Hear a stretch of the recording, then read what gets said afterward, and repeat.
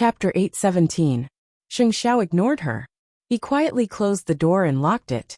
Then he turned her around and pressed her down on the bed. You've grown up. You ran away from home. When you had a crush on me, you wanted to go to hell with me. Now you know how to throw a tantrum? Mu Chichi was so angry that she wanted to bite the man's nose, but she couldn't bear to. You don't tell me anything. It makes me feel very uncomfortable. I'm immature and not good enough, but I've never dragged you down or caused trouble, right? I don't like it when you exclude me from everything. Everyone in the world knows about it, and I'm still confused. Am I stupid? Mu Chichi refused to be outdone. You'll tell Su Che and Tang Yan if you need anything. Even Grandpa and Dad know more than me. What am I to you? Am I still the closest person to you?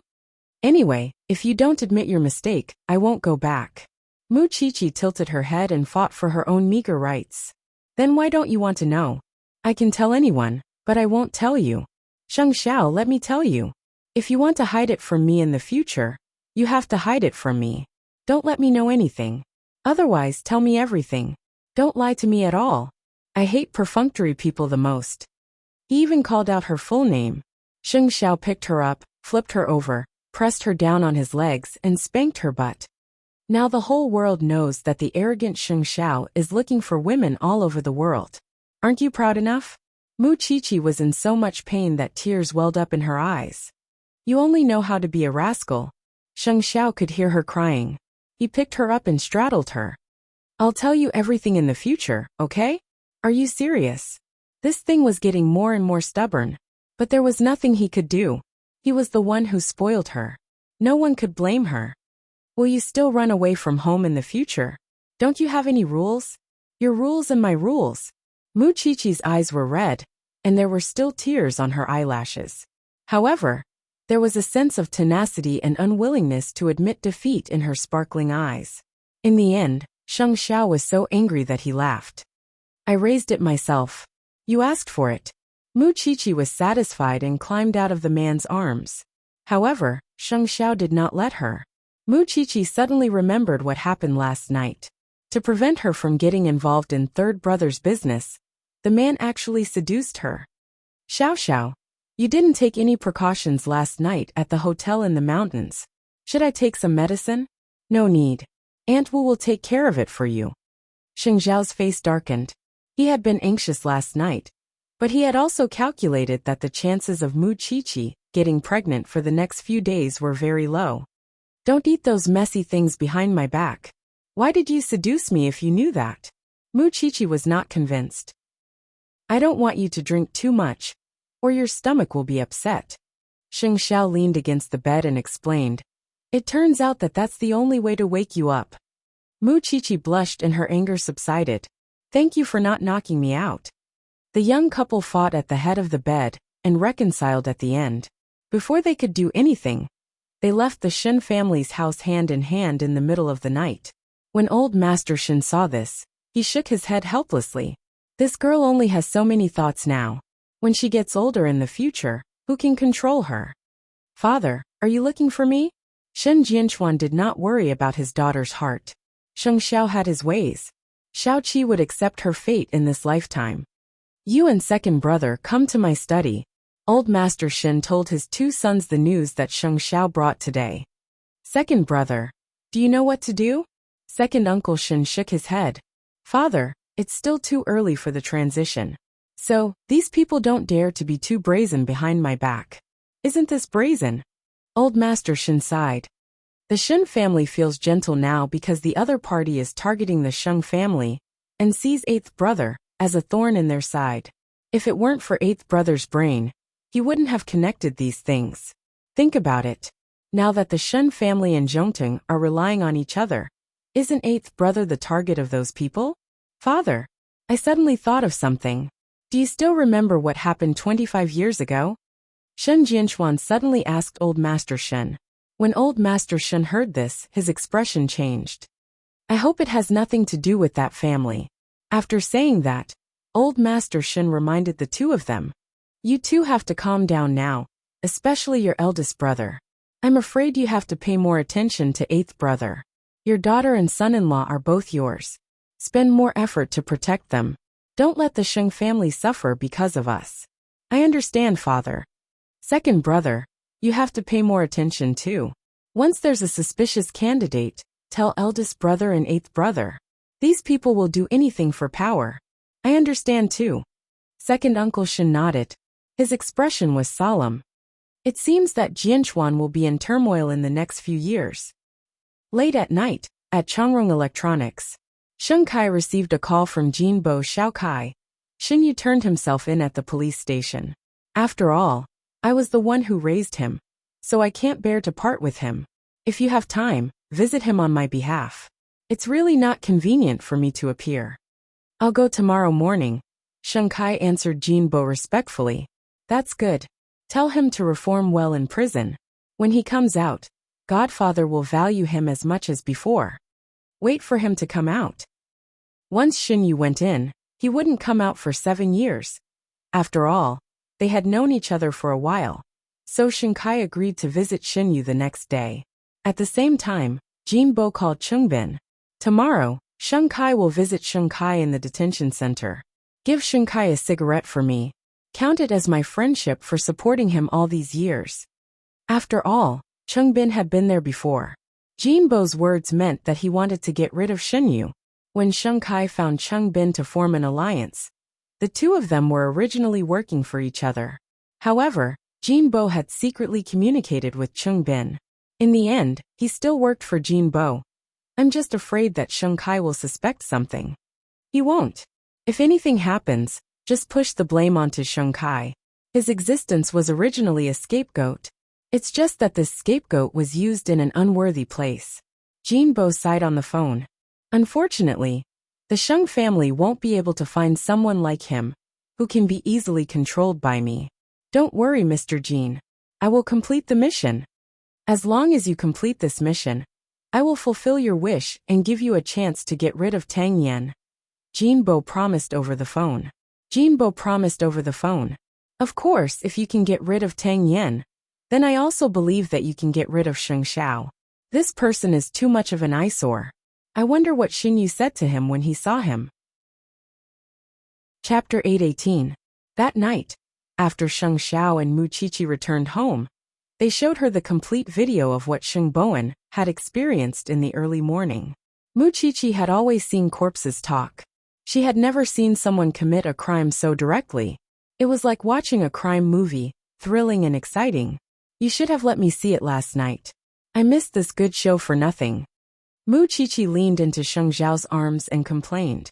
And during the day, you didn't tell me that you went to the police station.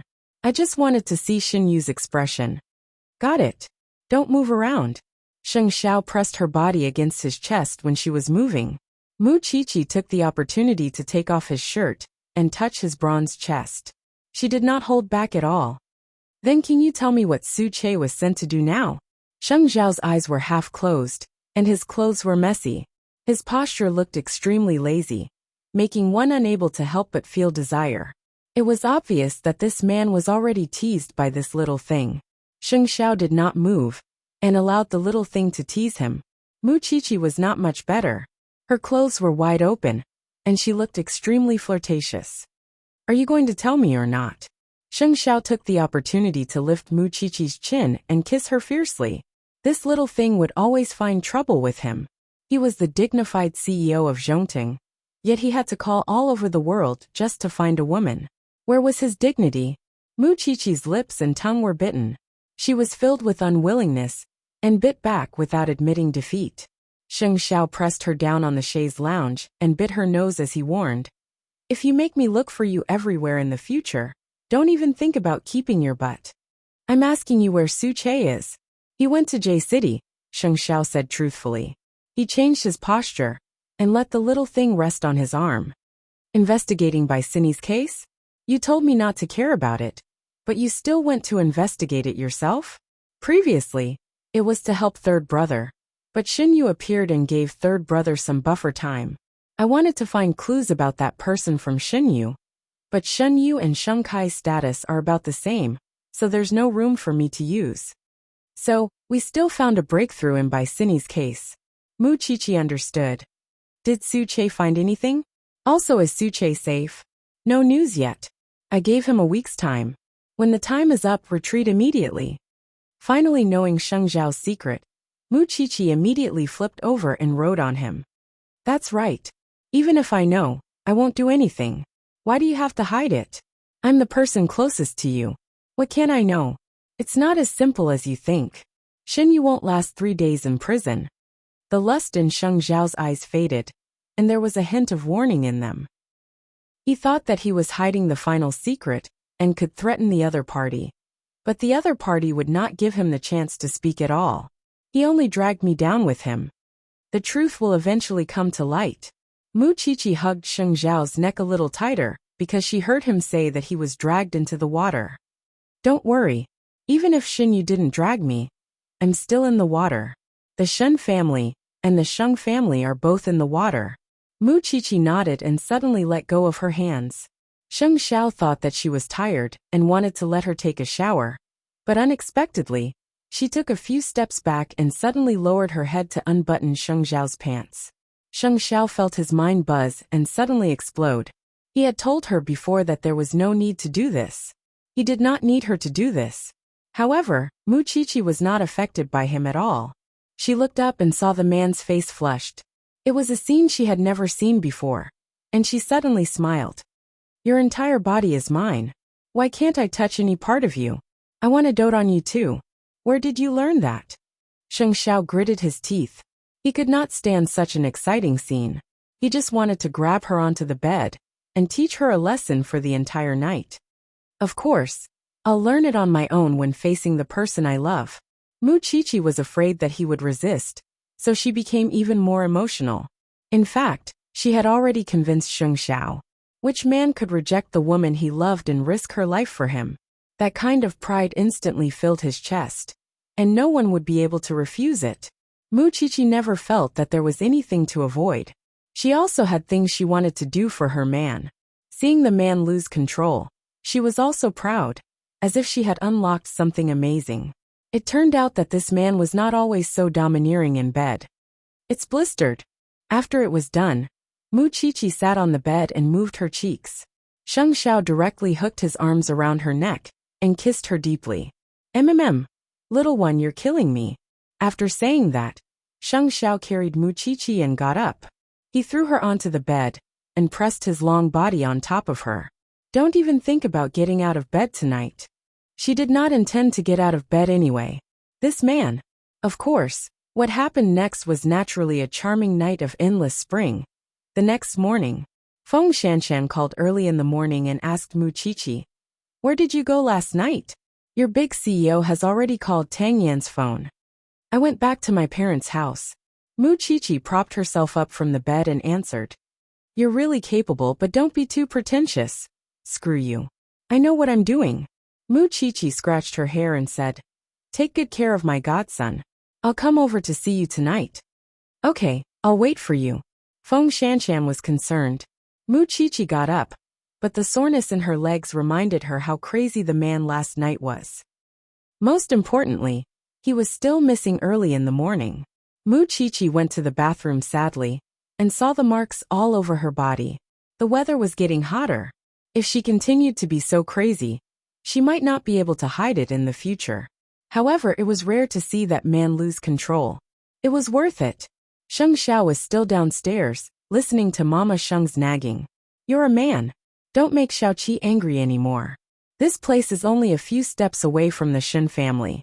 Let's see what you'll say when old Master Shen comes looking for you in the future." Sheng Xiao did not say anything. He read the newspaper and looked as calm as usual. "Mommy, don't blame him. I was the one who lost my temper." Mu Qiqi came down from upstairs and sat beside Sheng Xiao. I should have told you before I went out. I made you and Dad worry." "I don't care. Eighth brother. If Xiaoqi gets angry again in the future, you'll have to move out." Sheng Xiao turned to look at Mu Qiqi. His meaning was self-evident. "You're the Sheng family's biological child now." Mu Qiqi could not help but giggle. On the other side, Sheng Kai and Cheng Bin had already arrived at the entrance of the police station. "Lord Jin said that you're his godson, so you should visit Shen Yu on his behalf. These cigarettes and American wine are what Shen Yu likes." Lord Jean asked me to prepare some. Bring them in for him. Changbin handed the things to Sheng Kai. Chapter 819. Sheng Kai requested to see Xinyu, but he was not related to him, nor was he Xinyu's guardian. The police did not allow it at all. Xinyu has no relatives in this world. I'm the only friend he knows. If you don't let me see him, that's fine. This is a gift I prepared for him. After you check it, bring it to him for me, okay? These are all illegal items. You can't bring them in. The police stopped him. But I'll tell him that you were here. Sheng Kai had no choice but to return the way he came. Changbin saw that he did not give him anything, so he asked, "What's going on?" Those who aren't relatives don't have the right to see them. Moreover, the police station doesn't pass on these, saying it's against the rules. Changbin frowned and did not say anything. After a while he said to Sheng Kai, "Then let's go back. We've done our best." Xinyu learned from the police that Sheng Kai had been there. He squatted on the ground and sneered. This person could not do anything right, but he was good at spoiling things. He must have been used by Jin Bo again. However, he could not be the lethal blade that Jin Bo wanted. Thinking of this, Xinyu laughed loudly. Useless people were useless no matter what they did. However, before he could be complacent enough, he felt dizzy and his limbs were weak. Not long after, he fell to the ground, his body twitching. Everything was as Sheng Xiao had expected. Xinyu could not survive more than 3 days in prison. Xinyu was dead. Hearing this news, Sheng Kai felt a chill rush from the soles of his feet to the top of his head and into his brain. Jin Bo did not let Xinyu live. The fact that he didn't send the things in should have nothing to do with him, right? Sheng Kai's hands couldn't help but tremble. He called Changbin. After Changbin received the news, he was much calmer than Sheng Kai. Xinyu had betrayed Jin Bo, so his ending would definitely not be good. This was the rule, so there was nothing to say. However, this was a human life. Sheng Kai had never felt it so directly. A person had died just like that. Therefore, he couldn't calm down for a long time. When Changbin saw this, he patted him on the shoulder. CEO Sheng, don't think too much. We don't even know how Xinyu died. It has nothing to do with you. I only want power. I don't want to taint human lives. But in this world, where can I find such a good thing? However, Xinyu has nothing to do with you. You didn't kill him, nor did he die because of you. What are you afraid of? Changbin comforted Sheng Kai. All right, Mr. Jin wouldn't do this to his godson. Otherwise, he wouldn't have given Changrong to you. Don't you think so? Sheng Kai did not say anything. But no matter how stupid he was, he would not be stupid enough to believe Changbin's words. Changbin had never been on the same side as him. What Changbin wanted was a chance to take revenge. In order to take revenge, he would do anything, even at the cost of his life. President Sheng, you're already a part of the game. Don't even think about escaping. You're Mr. Jin's godson. Don't let him down. Sheng Kai couldn't take it anymore and rushed out of Changrong. He had nowhere else to go, so he went to Gu Ziling's grandfather's house. However, from the moment he entered the door, he rushed toward Grandpa Gu's study aggressively. Grandpa Gu was reading some documents. When he saw Sheng Kai coming back, he immediately frowned. Don't you know how to knock? It was you. Sheng Kai went forward and grabbed the old man's collar. You were the one who introduced me to Jin Bo. You were the one who made me Jin Bo's godson. So what if I was? Didn't you get Changrong from your godfather? My life is almost gone. Why would I care about Changrong? Sheng Kai shouted. Do you know what they're doing? You're my grandson-in-law. Why would I harm you? After hearing the Gu family's words, Sheng Kai laughed out loud. Why would you harm me? When did the Gu family ever think highly of me? Gu Ziling, her mother. And you have never treated me as a human being. You recognized me as a godfather, and even put the blade on my neck. Is this what you mean by not harming me? Sheng Kai, are you crazy? Gu Ziling rushed home. When she saw this scene, she quickly went forward. However, Sheng Kai pushed her away. I'm crazy. Ask your good grandfather what Jin Bo does for a living. I told you before, but you didn't listen. Gu Ziling stood in front of Sheng Kai. Why don't you ask yourself if you want to make a comeback all day long? Isn't it all because of you? You keep telling me that I'm useless and incompetent every day. You're incompetent, and you're impotent. Gu Xiling was exasperated. But when she said that, Sheng Kai went crazy. Gu Xiling, I'm not wrong. You don't have to look at me like that. Sheng Kai took 2 steps back and pointed at Gu Xiling. I'll definitely make you kneel down and beg me. Beg me to let you and your family go. With that, Sheng Kai turned around and left. His dignity as a man had been completely trampled on by Gu Xiling. Just wait and see. He wouldn't be so useless forever. Sheng Xiao also received the news of Xin Yu's death. He didn't know if Su Che had made any new breakthroughs. At the same time, he was worried about the safety of Su Che and the others. How far were these people going to go? Who else were their targets? When Sheng Bowen heard about this, he immediately went to Zhongting to ask Sheng Xiao for confirmation. Sheng Xiao didn't hide it from him, and his tone had never been so solemn. We haven't figured out who's behind this. So, take good care of the Sheng family during this period of time, especially the old man's health. Sheng Bowen put on a serious expression. Seeing that Sheng Xiao was serious, he didn't dare to be negligent. I'll be careful. It's just that when I think about how there's a traitor in the family, I feel uncomfortable. That's the path he chose. After Sheng Xiao said that, he returned Sheng Bowen's asset certificates to him. Don't give them to Qi Er in the future. If there's a next time I won't return them, then don't return them. 8th brother, help me supervise the funds.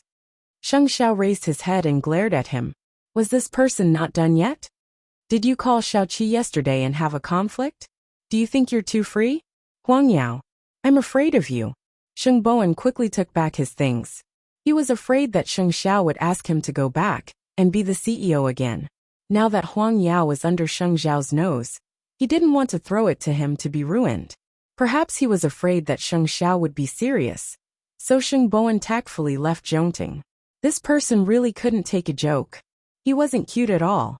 There were still 2 days before the agreed time between Sheng Xiao and Su Che. However, in the middle of the night, Sheng Xiao was woken up by Su Che's phone call. CEO, there's a breakthrough. The photo has been sent to your phone. I'll be back tomorrow morning. Is it safe? It's safe. Set off now and come back immediately, Sheng Xiao reminded him. Or I'll send someone to pick you up immediately. I'm just a little injured. It's not a big deal. Don't make such a big commotion. It'll arouse suspicion. If there's a problem, call for help at any time. Chapter 820. There were only 3 photos in total. It could be seen that it was extremely difficult to take them.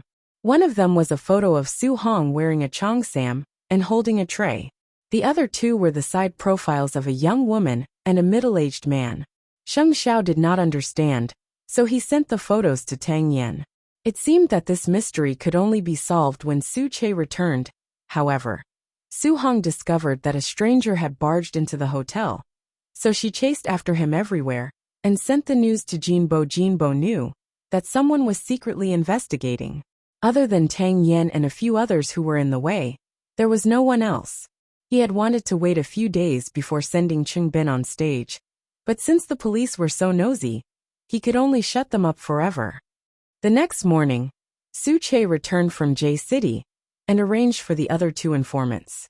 However, because of his injuries, Su Che's face looked a little pale. Sheng Xiao was bandaging his wound in Zhongting's office. He frowned and his expression was stern. What exactly are these photos? A party, a dirty party. I don't know how it was organized, who initiated it, or how the cycle was arranged. These people were all accompanied by young girls. I think the previous cases of Chongrong Electronics were all related to this. 2 informants knew how to cook and mixed in with the cooks. That's why they had the chance to get close to the private room on the rooftop. It was too difficult to take photos. These are the only 3 photos they took. We should be able to confirm the identity of the man in the photo, but the 3 of us might have been discovered by the other party. Don't let anyone know that you're injured. Sheng Xiao pressed on his wound. You haven't been to J City either. You just went home to visit your family. I understand, Su Che replied through gritted teeth.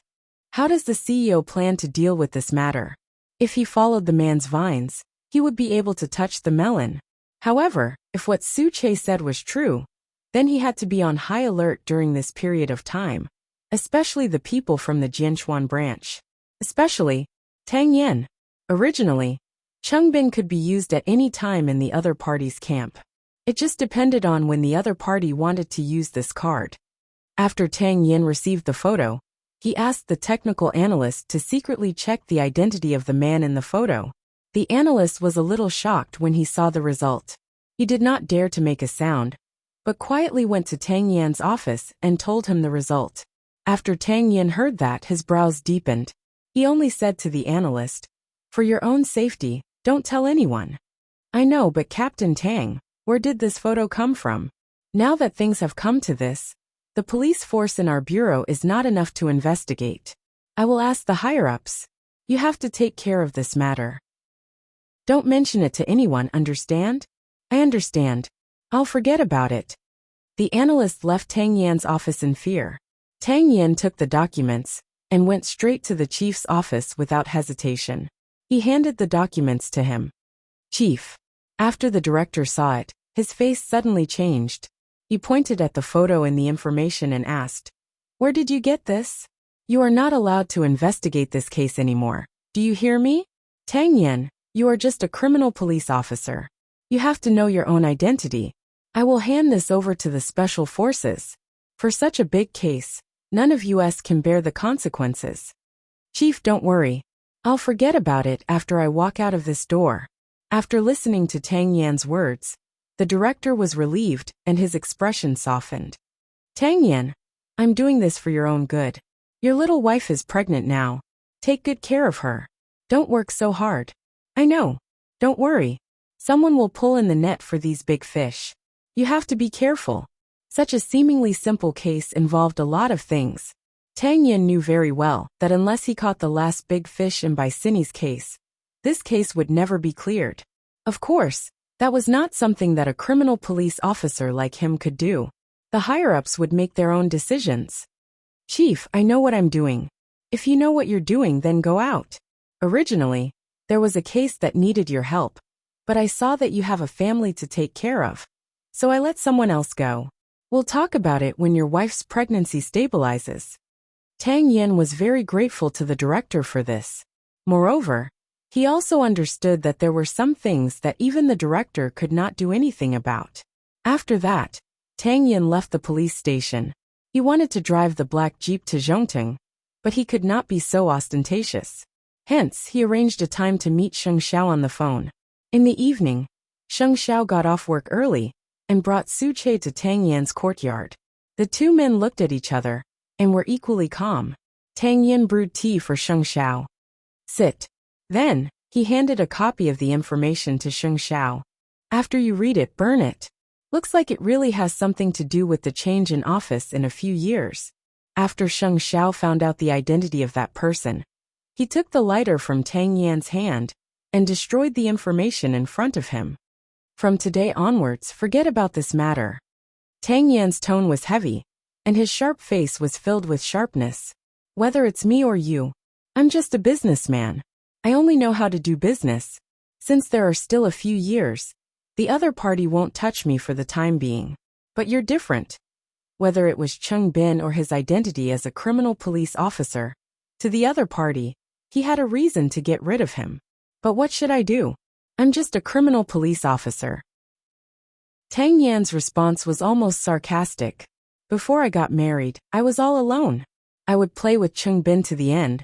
But as you can see, I have a wife and child now. I don't want her to live in fear, and I don't want her to get involved in danger.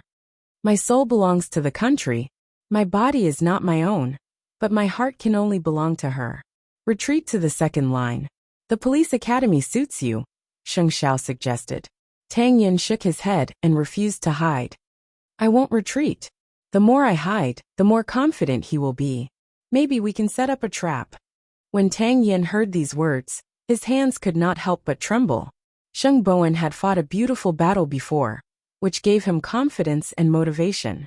However, Cheng Bin was not Xinyu. Cheng Bin was experienced and good at disguising himself. He was not easy to deal with.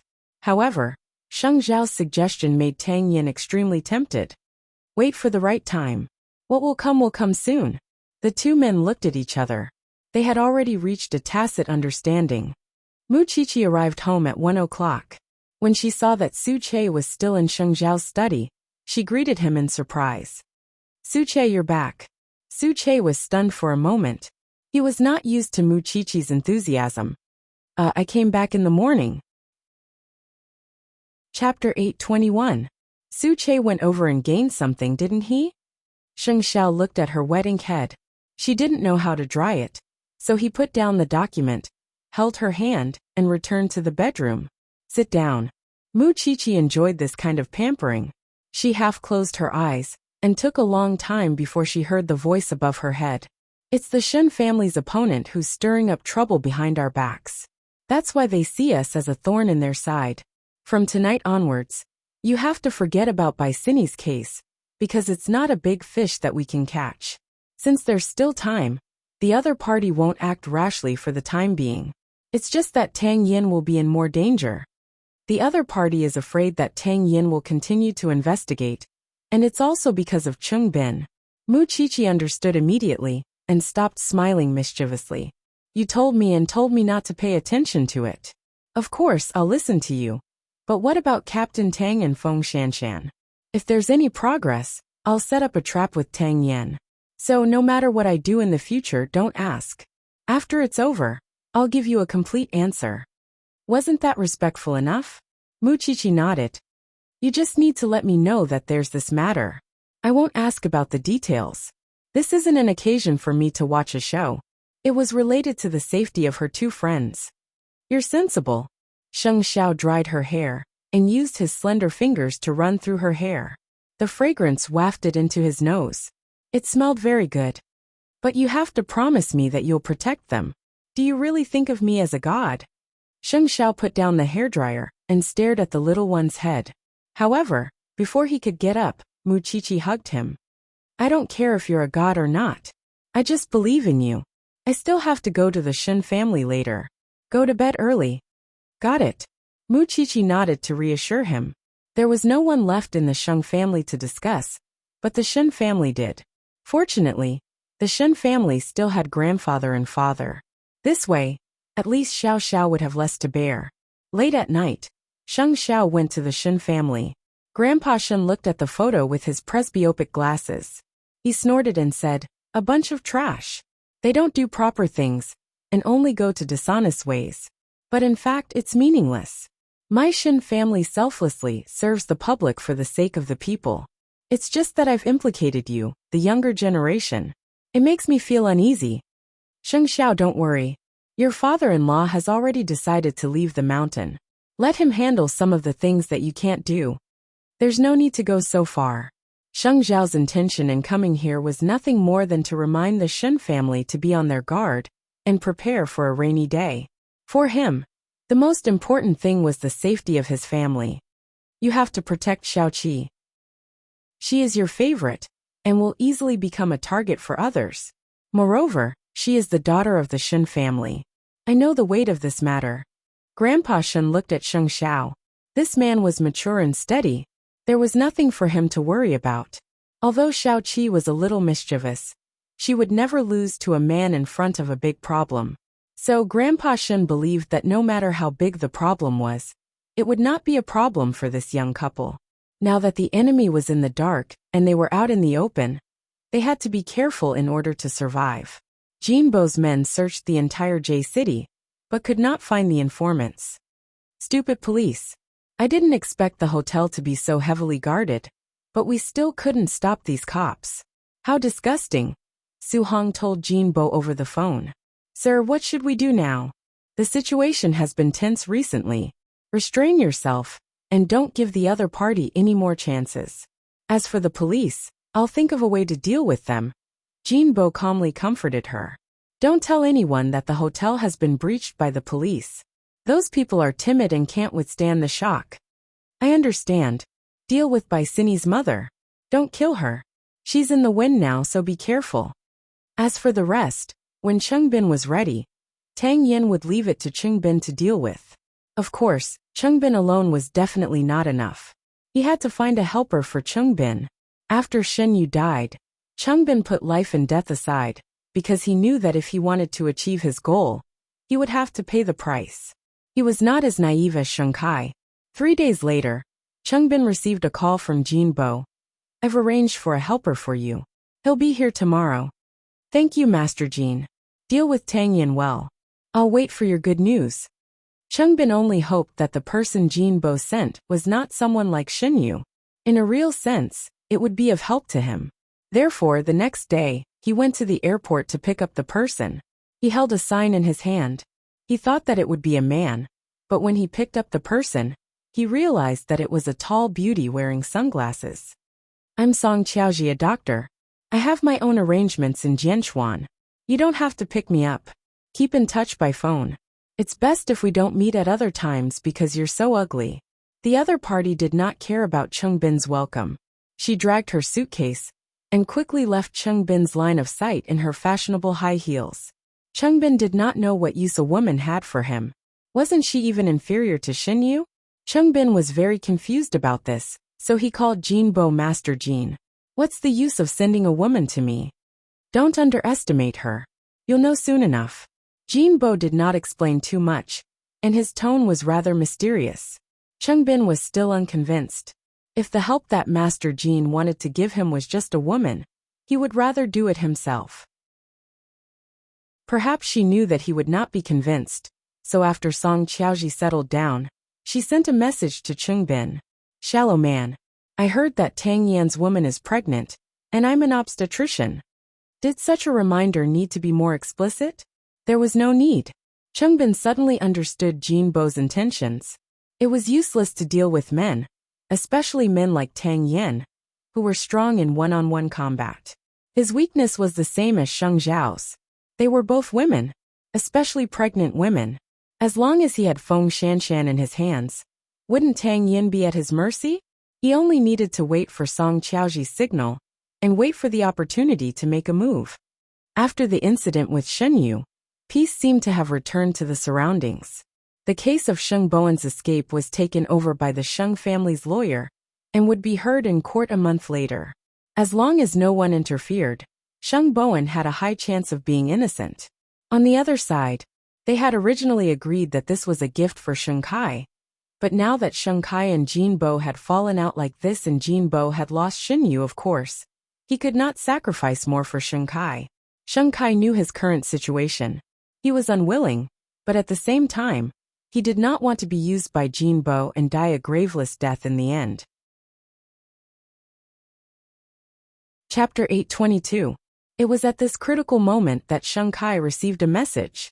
It was a message that made his eyes widen in disbelief. Time flew by. Ever since that day when Sheng Xiao asked her to forget about it, Mu Qiqi never mentioned it again. Life returned to normal. Mu Qiqi took some time to go to the hospital to see old Cheng. Seeing that he was recovering well, she was relieved. Usually, when Captain Tang comes to see me, I ask about the progress of the case. It's been so long. How's the investigation going? Old Cheng covered his wound and asked Mu Qiqi. Don't tell me that I've suffered this injury for nothing. Mu Qiqi took a deep breath and leaned against the side of the bed. She didn't know where to start. She just said, the director has already ordered a ban on investigating this matter. No one is allowed to mention it again. It's the same when you return to the team. What's going on? Old Cheng looked unconvinced. Haven't we found something? It's precisely because we've found something that we can't continue. Mu Qiqi looked at him seriously and said, trust Captain Tang's arrangements. Rest well. Old Cheng understood something, but he was unconvinced. I suffered this injury for nothing. Maybe the case will be solved one day. After Mu Qiqi said that, she took out 2 books from her bag. I was afraid that you would be bored in the hospital, so I left these for you to pass the time. Old Cheng knew that he couldn't continue investigating the case, and was a little disappointed. Leave it. I'll look at it when I have time. Mu Qiqi did not force him. She walked out of Old Cheng's ward alone. She finally understood a truth. In this world, there were many things that could not be answered, nor could they be justified. The next day it was the weekend. Mu Qiqi was supposed to go to Sonda class, but because Tang Yin was called away by the chief, Feng Shanshan asked her to accompany him for the prenatal checkup. Of course, Mu Qiqi was duty-bound to help her godson. However, When she saw that Feng Shanshan had a mother at the age of 22, and she had to wait until she was 24, she felt speechless. Seeing that she was depressed, Feng Shanshan smiled. Are you so unwilling to accompany me for a prenatal checkup? I'm just lamenting that I won't be able to get pregnant when your son is already a nobody. Your big CEO is doing this for your own good. Don't be insensible. Feng Shanshan educated her. It was an accident. I had no choice. Otherwise, do you think I wanted to get pregnant at this time? Although Tang Yin usually did not talk about Cheng Bin in front of Feng Shanshan, there were several nights when she could feel Tang Yin calling and getting up behind her back. Sometimes he would even stay up late. She was indeed drowsy, but she was not unconscious. You're a national treasure now. You're precious. Mu Chichi reached out and stroked her belly. She could feel the miracle of life. The two of them chatted as they arrived at the entrance of the ultrasound room. Soon, Feng Shanshan was done with the examination and took the report to the doctor's office. Feng Shanshan sat down and found that the other party was unfamiliar. Seeing the wary look in Feng Shanshan's eyes, she explained with a smile. I'm the director of obstetrics and gynecology who has just been appointed. My surname is Song. The previous Dr. Li. She resigned. Song Qiaoji explained. If you feel worried about me, I'll arrange someone else for you. Don't. Dr. Song saved a mother and child who had a difficult birth yesterday. His medical skills are very good. The doctor's assistant whispered to her. This is the military doctor from the army. Miss Feng, you mustn't miss him. Feng Shanshan gradually relaxed and nodded. Thank you, Dr. Song. Look at the report. There's no big problem. He's a little anemic. Come over more frequently. Song Qiaoji pinched Feng Shanshan's arm and said, Can you also eat some nuts on a daily basis? Okay. If there's anything, you can call me. Save my number. Mu Chichi carefully sized up the fashionable blonde female doctor. She could tell that she was very confident in her medical skills. Moreover, her attitude was gentle. She was probably very popular in the hospital. Why isn't Dr. Song a military doctor anymore?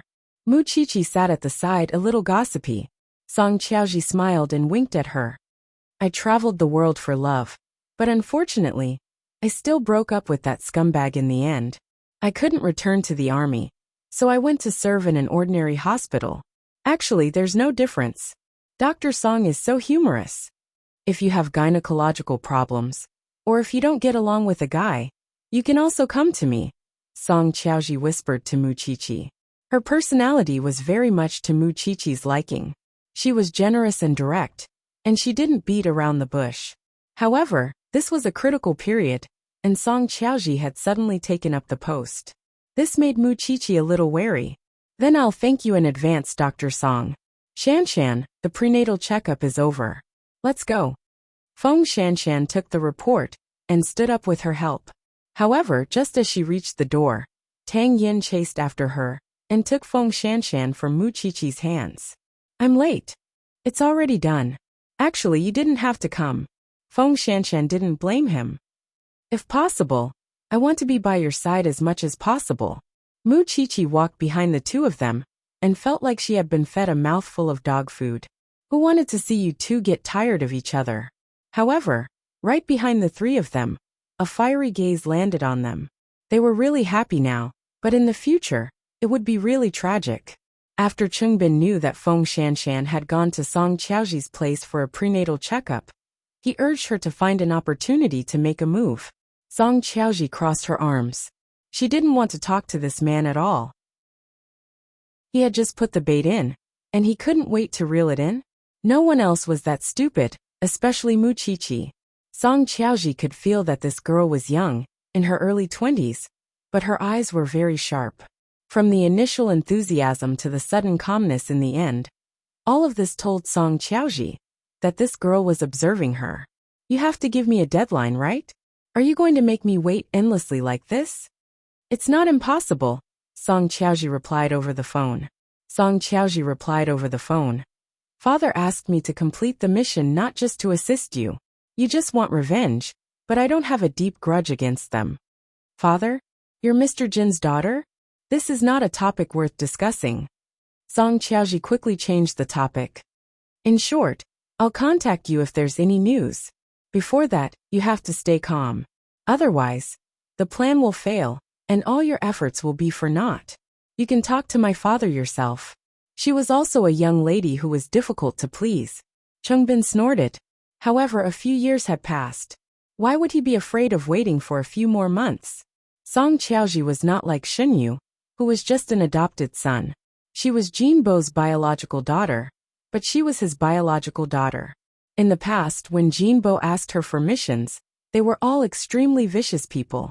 But this time, he asked her to deal with a young pregnant woman in her early 20s. Chapter 823.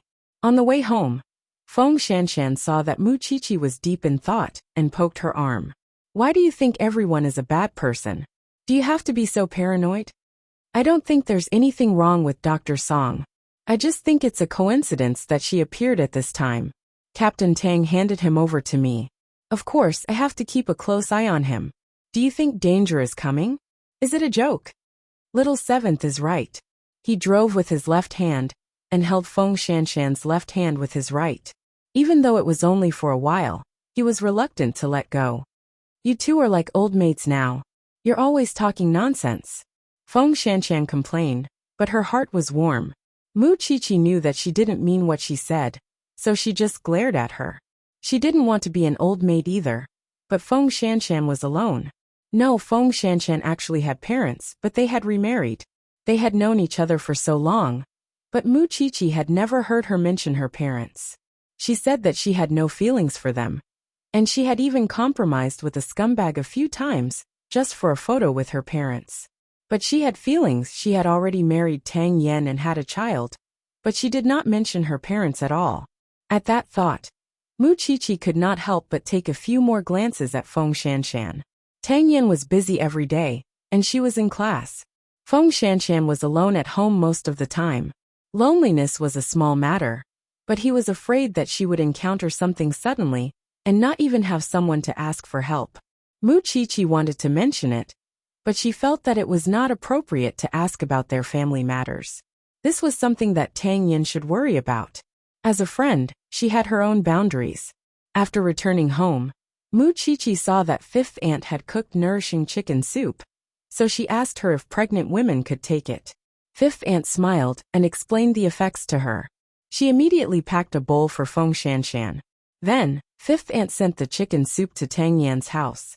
Feng Shanshan was very emotional when she saw it. Miss Feng, if there's any soup you'd like to drink, just give me a call. When I make it for Miss Qiqi, I'll make a bowl for you too. Thank you, Fifth Aunt. Although it was just a bowl of chicken soup, Feng Shanshan felt very upset. Miss Qiqi cares about you. Feng Shanshan looked at the bowl of chicken soup. It would be a lie to say that she was not envious. When a person was pregnant, it was inevitable for their imagination to run wild. He squatted beside her and said, "When you married me, you knew about my situation. I only have one uncle. My family is small, and I don't seem to have any elders who can take care of you. When we registered, I asked you if you needed to inform your parents. At that time, you didn't seem to care, and I didn't insist. But I think I did something wrong." Although Feng Shanshan had been separated from her family for many years, it was not that she had not thought about it. When her parents remarried, she left them with hatred. She never thought that she would meet her parents again. However, now that she was about to become a mother, she also hoped that there would be someone around her who would care about her and care for her. This was something that Tang Yen and Mu Qiqi could not make up for. "If you want, I can accompany you back to find them. Aren't you busy with work? Is there no case in the station? The chief has recently assigned all the important cases to me, because he knows about my situation. There was only one person at home. If anything happened to Feng Shanshan and the child, then Tang Yin would be destroyed. Then let me think about it." This time, Feng Shanshan did not resist. She still had hope in her heart. "There's no hurry." Tang Yin held Feng Shanshan's hand and was extremely gentle. Late at night, Banyan Courtyard. Ever since Huang Yao merged with Zhongting, Sheng Xiao returned home a little later. In the past, he could enter the house at 7 o'clock on time. Now at 8:30, He was nowhere to be seen. After Muchichi washed up, she sat in the study and looked at the 100 little things after pregnancy. Before Feng Shanshan went to bed, she called her. Today, Tang Yin suggested that we go find my parents. I'm afraid they'll be disappointed. Muchichi understood her. When she was young and impetuous. She ran out and did not interact with her parents. Now that she ran back rashly, she would only disturb other people's families. Your eyes are too sharp. I can't make this decision. Although my eyes and heart are filled with that stinky man, I can't leave my family. I feel that family can bring me joy and make me feel that living in this world is very warm and stable. You and Tang Yin are too lonely. Even if the child is born, it's only a family of 3. It's too weak. Of course, if you try in the end and find that your parents are heartless people, you can give up. I don't mind letting my father take in a goddaughter. Feng Shanshan's heart warmed when she heard this. I understand. If you understand, then go to bed early. Don't tire my godson out. Feng Shanshan felt at ease and put down her phone. Seeing that Tang Yin was lying on the big bed, she whispered in his ear. When you have time, accompany me to find my parents. Tang Yin was surprised for 2 seconds before he calmed down and nodded. Okay. Sometimes, he was very jealous of Muchichi's position in Feng Shanshan's heart. Even as her husband, he could not compare to her. Only Feng Shanshan knew that it was different. Half an hour later, Sheng Xiao pushed open the door of the study. When he saw the little thing crossing her legs leisurely, he frowned. You're not like a woman at all. Tisk tsk, you're lecturing me as soon as you come back. Muchichi put down the book in her hand and moved a seat for her man. Now, you only come home at 8:30 every day. CEO Sheng, all the ants in the world have been trampled to death by you. Sheng Xiao sat down beside Muchichi and leaned over her. If you don't beat me for 3 days, you'll tear the tiles off the roof. That's what I'm talking about. Muchichi's eyes sparkled nonstop. Her arm around the man's neck was also very strong. Then why don't you hit me? Sheng Xiao tilted his head and saw that Muchichi was looking at those strange things again. He hooked her chin and asked, Haven't you given up yet? What? Muchichi frowned and reacted after a moment. I'm reading it for Feng Shanshan. Who wants to give birth to your child? Are you so resistant? I can't even read? After saying that, Muchichi pushed Sheng Xiao away and went back to the bedroom angrily. This thing's temper was getting worse. Now, Jianchuan seemed calm on the surface, but there were undercurrents surging in the dark. At least, he still wanted this thing to live comfortably for the next few years. It was not that Muchichi did not understand Sheng Xiao's thoughts. It was just that he was too paranoid. It was just reading a book. Why did he have such a big reaction? A moment later, Sheng Xiao returned to the room. Seeing that the little thing's back was facing him, he did not go up to coax her. He waited until she was done washing up and lying on the bed before turning her over. You know that I dote on you and spoil you, but now you're getting more and more lawless? Chapter 824. Mama Bai is dead. Sheng Xiao supported his arm and told Muchichi. When Muchichi heard this, she suddenly became serious. When did this happen? How did she die? She knew that the Mama Bai that Sheng Xiao was talking about was Bai Sini's mother, although she deserved it. The body found in the morning was said to have died of illness, but it should have been revenge. That's good. Bai Sini's grievances are finally lessened. Muchichi was a little flustered. We agreed not to talk about this anymore. But are you still investigating? Su Che's informant just happened to get the news. With that, Sheng Xiao changed into a comfortable position and hugged Muchichi in his arms. If you don't want me to worry, then be obedient. Everyone knows that you're my favorite. Everyone also knows that you're the daughter of the Shen family. Muchichi remained silent. In order to seize power, that group of people can die without a burial ground. But if you're injured, who will compensate me for a small thing? I have to be careful to protect my own things. Otherwise, who can be like me? Care about you as much as I do. Muchichi understood the second half of his sentence, and her eyes suddenly turned red. Did you drink? Because her Sheng Xiao rarely said such things to her directly, it made her heart ache. No matter how strong he appeared on the surface, he would still be afraid. Then hide me at home. I'm not going anywhere. Mu Qiqi might not have thought that such a sentence would come true one day. Sheng Xiao turned over and pressed Mu Qiqi under his body. His lips also covered hers, carrying a trace of the fragrance and sweetness of red wine. He had indeed drunk. Mu Qiqi did not want to push him away. She closed her eyes and enjoyed the entanglement of their lips and teeth. Gradually, her heart was moved and her desire was aroused. Fifth Aunt knew a lot about diet, so Mu Qiqi's body was nurtured very well. Sheng Xiao gradually realized that this thing's skin was fair and elastic. It felt very good to the touch, and the parts that should be firm did not disappoint him. He squeezed hard, but he could not fully grasp them. He continued downward. Her waist was slender and did not have a trace of fat. That was also thanks to the effect of Sonda and the outline of the waistline. The flaming palm kept burning Mu Qiqi's mind. For some reason, Mu Qiqi felt as if she had been bewitched. The two of them had been playing the flute almost every single day, but there had never been a time like tonight, when they were so mesmerized that they couldn't extricate themselves from it. Xiao Xiao. Sheng Xiao gently pushed away the obstruction, and the two of them joined together. Mu Qiqi sighed in satisfaction. Soon, she lost control of the man's crazy rhythm. After the tide fell, Mu Qiqi lay on Sheng Xiao's body and panted. She could not calm down for a long time. That was because this man would always spoil her and let her have her way when they were together. He always made her feel comfortable and looked down on her age. But today was different. She felt that he treated her as a real woman, without any age boundaries. You've grown up, Sheng Xiao suddenly said after a while. Mu Qiqi reacted for a moment and looked down at her chest. Her face turned even redder. Is that a pun? Sheng Xiao chuckled and got up to carry her into the bathroom. But no matter how old you get, you're still that 17-year-old little thing in my heart. I'll be a mature woman sooner or later. Mu Qiqi puffed out her chest. Your mind has yet to be tested, but your figure has to be tested first. Sheng Xiao felt that he should double Fifth Aunt's salary. His earlier decision was also very correct. This little thing's face was rosy every day. It was obvious that she had been nourished well. Mu Qiqi sat on the sink and did not say anything. After a while she suddenly hugged Sheng Xiao's neck.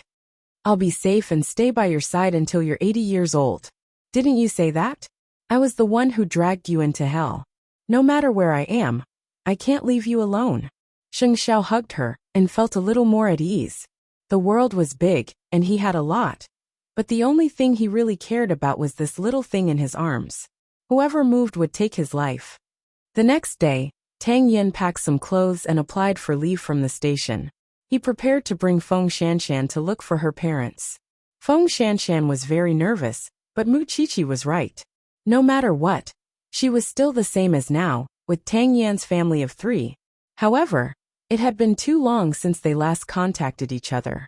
Feng Shanshan did not know how the two of them were doing. She only had the address when they parted. Tang Yin drove and brought Feng Shanshan to the dilapidated neighborhood. However, the Feng family had already been sold, and the new family gave Feng Shanshan a new phone number. It was Papa Feng's. Feng Shanshan held it in her hand and felt that it was a little hot. Seeing that she was not moving, Tang Yin took the note from her hand. I'll make the call. I'll make the call myself. Feng Shanshan snatched it and accepted her fate as she pressed a series of numbers. The phone beeped a few times before it was finally connected. A familiar voice was heard. Hello. I'm Feng Shanshan. Feng Shanshan said to the other party, her body tense. The other party was silent for a while, as if he did not know what to say. After a long time he said to Feng Shanshan, let's meet. I'll send a car to pick you up. Tell me the address. My husband and I will come over ourselves. Feng Shanshan rejected the other party's suggestion. All right. With that, the other party gave her the address. Feng Shanshan entered Tang Yan's phone and asked him to follow the navigation. Tang Yan took the phone and patted Feng Shanshan's head as a silent comfort. Feng Shanshan was very nervous. She could not tell if she was looking forward to it or avoiding it. Half an hour later, the two of them stopped in front of a building. It was called the Hanwen Group.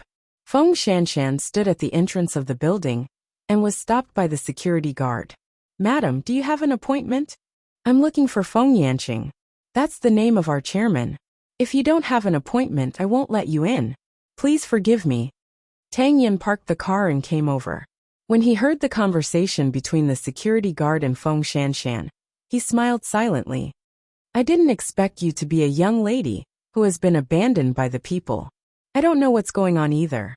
Feng Shanshan glared at him. Then you can leave now. We don't match each other's families. Let's make another call and ask. Tang Yin supported her and did not continue joking with her. Feng Shanshan took out her phone and was about to make a call when she saw a woman walk out of the door. Miss Feng, right? Please follow me. Feng Shanshan was very nervous. She followed behind the secretary, and the two of them went straight to the top floor of the company. Then, Feng Shanshan and Papa Feng were sent to the chairman's office. Papa Feng was very busy, but when he looked up and saw Feng Shanshan, he still smiled. I thought my daughter couldn't find her way home. Chapter 825. After I divorced your mother, I started my own business, sold the house, and came to this day. I know that you've always hated me, so I left my phone number with the new landlord of the old house. All these years, I haven't dared to change it. I just hope that one day, you can return to my side, Papa Feng explained. He looked gentle and elegant, as if he was not hated at all. But why would Feng Shanshan rather live alone for so many years than look for her parents? My daughter, you're finally back. Feng Shanshan was not used to it, and she did not feel real. The person she called her father hugged her gently, but she did not feel her father's warmth. Come, sit down and talk. The father and daughter had originally planned to catch up, but at that moment, a woman in her mid-20s knocked on the door and entered the office in high heels. Dad, the contract is ready. Feng Shanshan turned her head and looked at her. So this was the legendary sister. Of course, the other party was also looking at Feng Shanshan. Wen, come quickly. This is your sister. I still have other things to do, so I'll go out first. Feng Wen did not intend to look at Feng Shanshan at all. To her, her sister was a creature that did not exist at all. All these years, Feng Shanshan had not appeared. She heard that it was because she hated Papa Feng. Why had she been so stubborn for so many years? In the end, after knowing that the Feng family was a big corporation, did she still want to stick to them? When Feng Shanshan heard the word sister, her expression changed. This was the first time she had personally witnessed how much her father had wronged her mother back then. Shanshan, seeing the awkward scene, Papa Feng quickly held Feng Shanshan's hand and said, It's not what you think. I hope you can go home. Don't wander outside anymore. I can take care of you now. However, Feng Shanshan had always been proud. Moreover, she did not care about any big corporations at all. She only thought of her humble mother, and stood up silently. Tang Yin, let's go. Shanshan. Just pretend that I never came today. After saying that, Feng Shanshan turned around. However, she saw Papa Feng take out a check and fill in a series of numbers. Here, take this. It turned out that even Papa Feng thought that she came to ask for money. Feng Shanshan felt that it was very ironic, but she still took the check. Daddy will find you another day. Feng Shanshan walked out of the chairman's office and met Feng Wen outside with Tang Yin. Feng Wen looked her up and down, especially when she saw the check in her hand. She smiled mockingly. You can get quite a lot just by coming back. Unfortunately, Feng Shanshan was not one to be trifled with. She immediately retorted, All these years, I've never asked him for a single cent of child support. I think your pocket money all these years should be more than that. Next time, I'll definitely get it back with interest. Profiteer. What can you do to me? I'm also your biological daughter, and I'm legal. Then, she grabbed Tang Yan's hand and entered the elevator. In the elevator, Tang Yan put his arm around Feng Shanshan to prevent her from catching a cold. He knew that her heart would inevitably turn cold after seeing such a scene. Looks like you won't be able to be a rich son-in-law. Feng Shanshan smiled at him. I even took that man's money. You're not that kind of person. You're just angry. Tang Yan knew her. Although she was not a kind person, she did not love money to this extent. If I had known it would be so frustrating, I wouldn't have come. Feng Shanshan put the check away and put it in her purse. find out where there's a need for donations, and do some good for him. Are you still going to look for your mother? Feng Shanshan shook her head. No, I think the three of us are quite good now. What if we poke another hornet's nest and disturb someone else's peace? Wouldn't I deserve to die? You don't even want to be a rich young lady. Are you stupid? With you, I won't be a rich young lady. I'll just be a police sister-in-law. Feng Shanshan followed him into the car. I just hope that I won't get into any endless trouble because of this. I'm not afraid of your little trouble. Tang Yin smiled as he opened the car door and brought Feng Shanshan home. Don't be disappointed. I'm not disappointed. Feng Shanshan forced a smile. Then, she took out her phone and gave Mu Qiqi a call. She told Mu Qiqi about the situation. After Mu Qiqi heard it, she was silent for a while. Finally she sighed. After all, aren't you also a high-class person? The kind that you look down on yourself. I'm not. Tisk, I'll go back to my dad tonight and take you in as his goddaughter. What's so great about a biological father? Perhaps he's not as straightforward as my dad, a godfather. Mu Qiqi took this seriously. I really don't care about the Hanwen group anymore. I'm not joking. I'm not joking. Do you dislike me or something? Mu Qiqi became serious. Do you think anyone can become a family with me? Feng Shanshan did not say anything, but her eyes turned red. Mu Qiqi did not say anything, because she hung up the phone. She really felt that it was possible. Feng Shanshan and Sheng Xiao were too weak. If they could get some of the Shen family's blessing, they might be able to prosper in the future. Moreover, Captain Tang and Sheng Xiao could get along. If she and Feng Shanshan could really become god sisters, she would be quite happy. Therefore, when Sheng Xiao returned home that night, Mu Qiqi told him about it. Sheng Xiao had nothing to object to. After all, in this thing's heart, Feng Shanshan was very important. Dad has always doted on you. But you have to ask him if he's willing.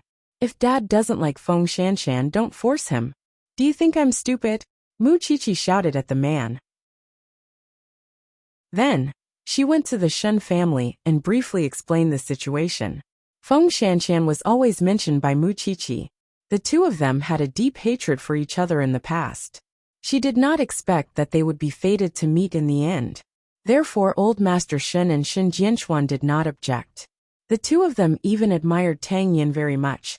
It would be good if they really had such a son-in-law. When you have time, invite the two of them over for dinner. Let them come to the Shen family more often, Old Master Shen suggested. Okay, thank you, Grandpa. Mu Qiqi made an okay gesture at the old man. Things went smoothly, and Mu Qiqi felt very happy.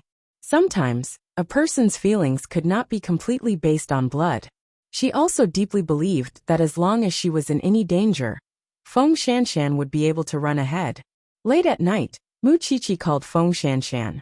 When you have time, let's go to the Shen family for dinner. My dad will share half with you. Aren't you afraid that I'll be greedy and take over the nest? Chapter 826. Mu Qiqi's words were almost decisive. You won't. Feng Shanshan didn't know where this person's confidence came from, but she really wouldn't. What do you mean, Captain Tang? Feng Shanshan turned to look at Tang Yin and asked. Do you think I'm trying to climb up to the Shen family? What you want is the warmth of a family, not those complicated things.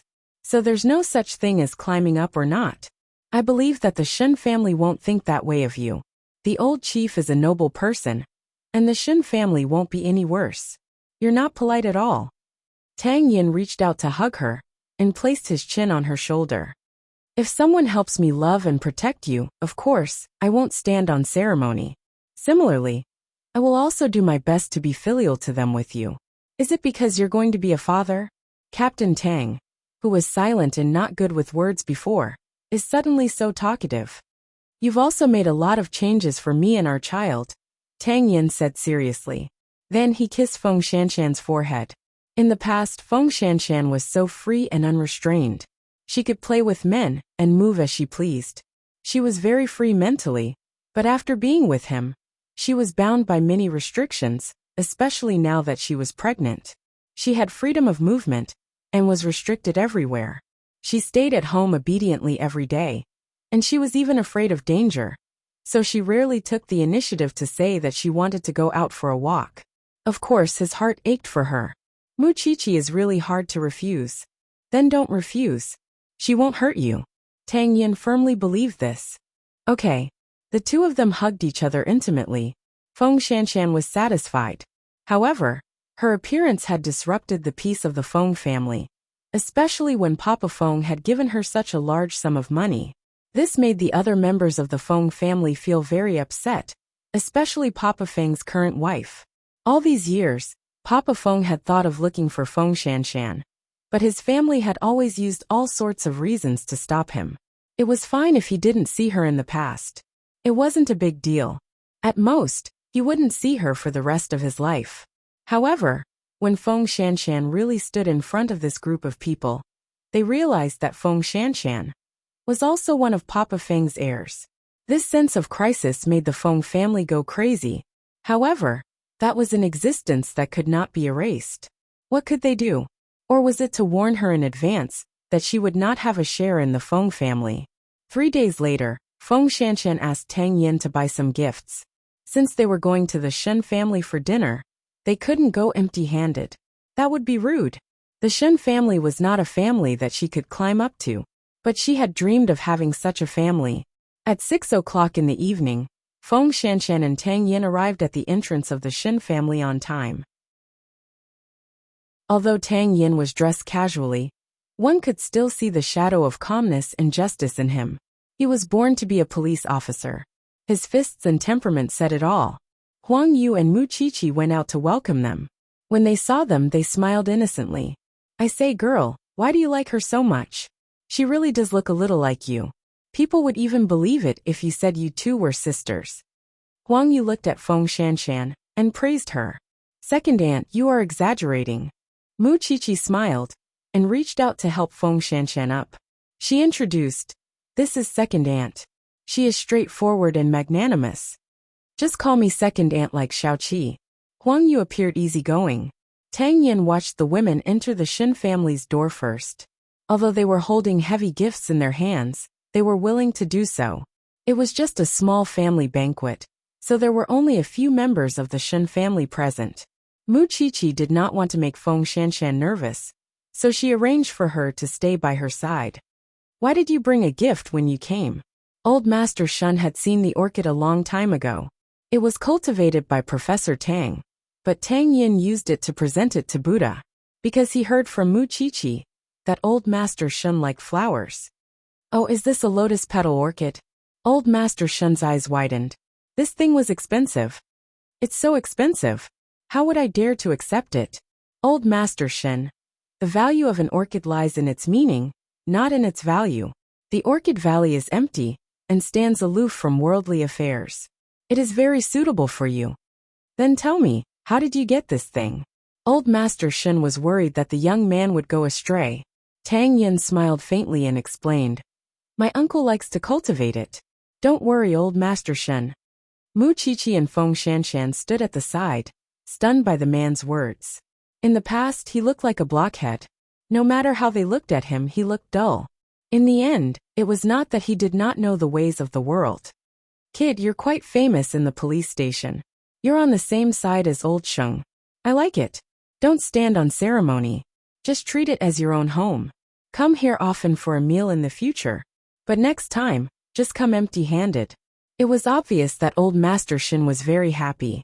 Then, Tang Yin sat down beside Feng Shanshan. Feng Shanshan poked his arm. So the professor knows how to do these things. What professor? He's also your uncle. Tang Yin corrected her patiently. Feng Shanshan laughed silently. Her heart was very warm, because she knew that this man was doing this for her. 3 days ago, she had been humiliated at the Feng family. He did not want Feng Shanshan to experience it again, even though the Feng family was not qualified to be compared to the Shen family. Then, Shen Jianchuan walked out and glanced at his daughter. He also glanced at his goddaughter, who was about to be recognized. One was painful, and so were the two. You all know about what happened between Xiaoqi and Mu Tongxue.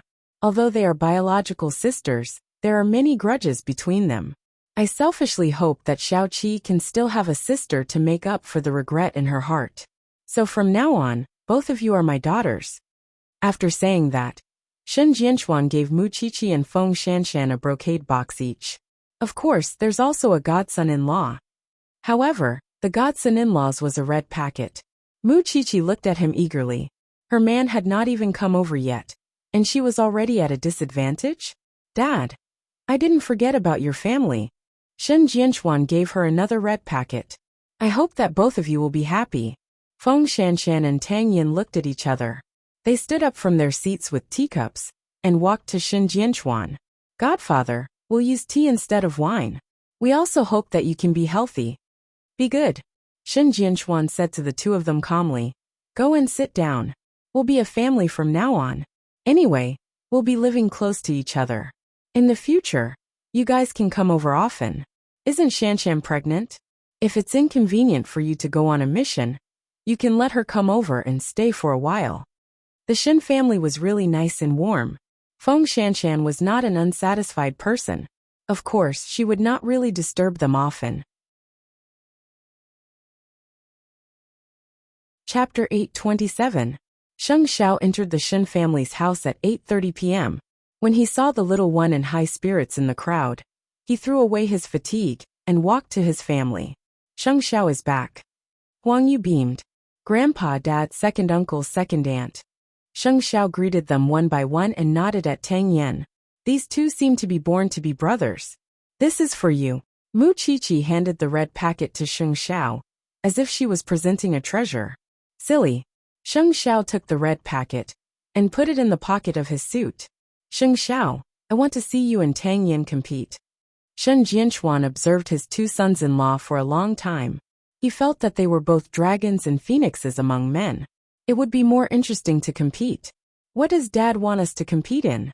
One of them was a business genius, and the other was a boxing champion.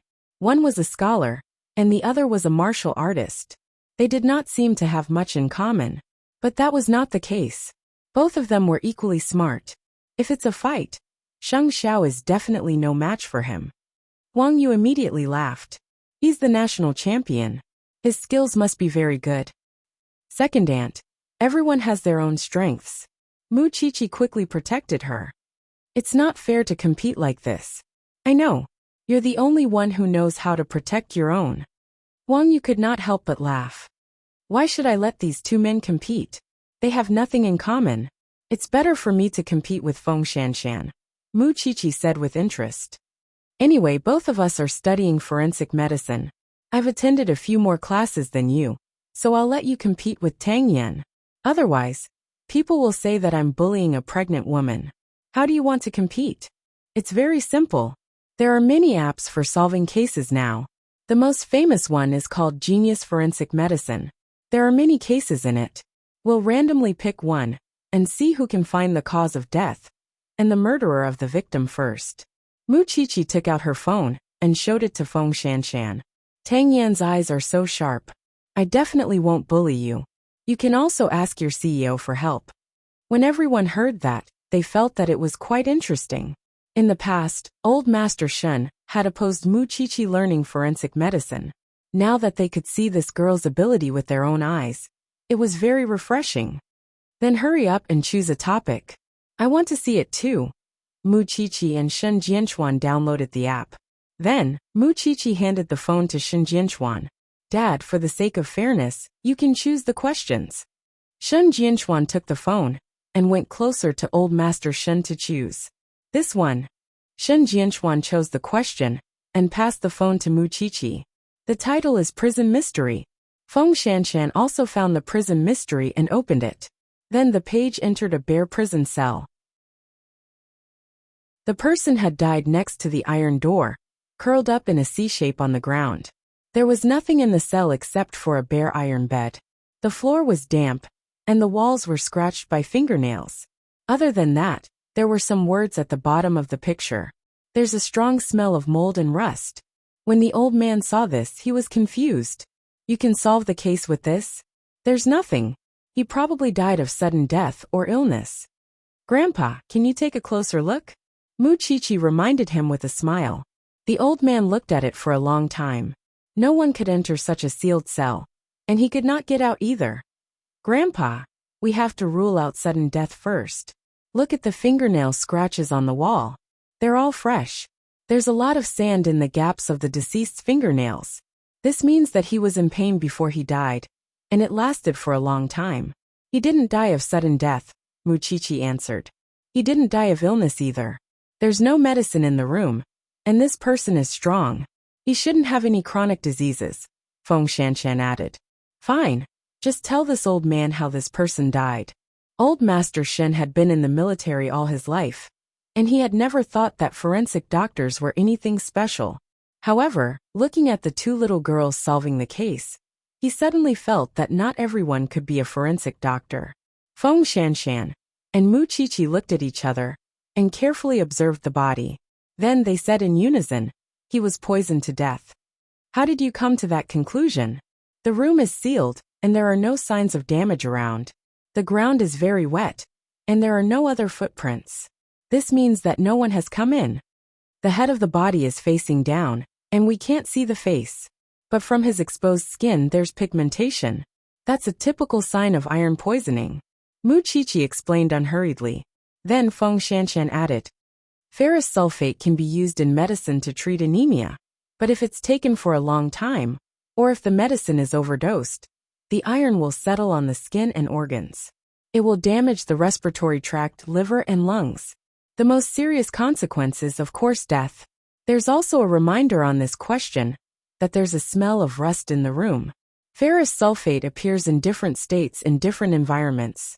It can melt water, oxidize, and is poisonous. That's why we concluded that he was poisoned to death.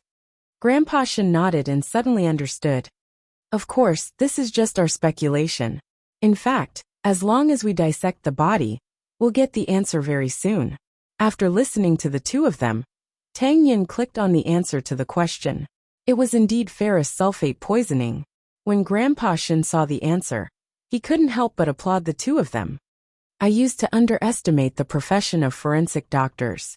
The two of you have made me look at it in a new light. Very interesting.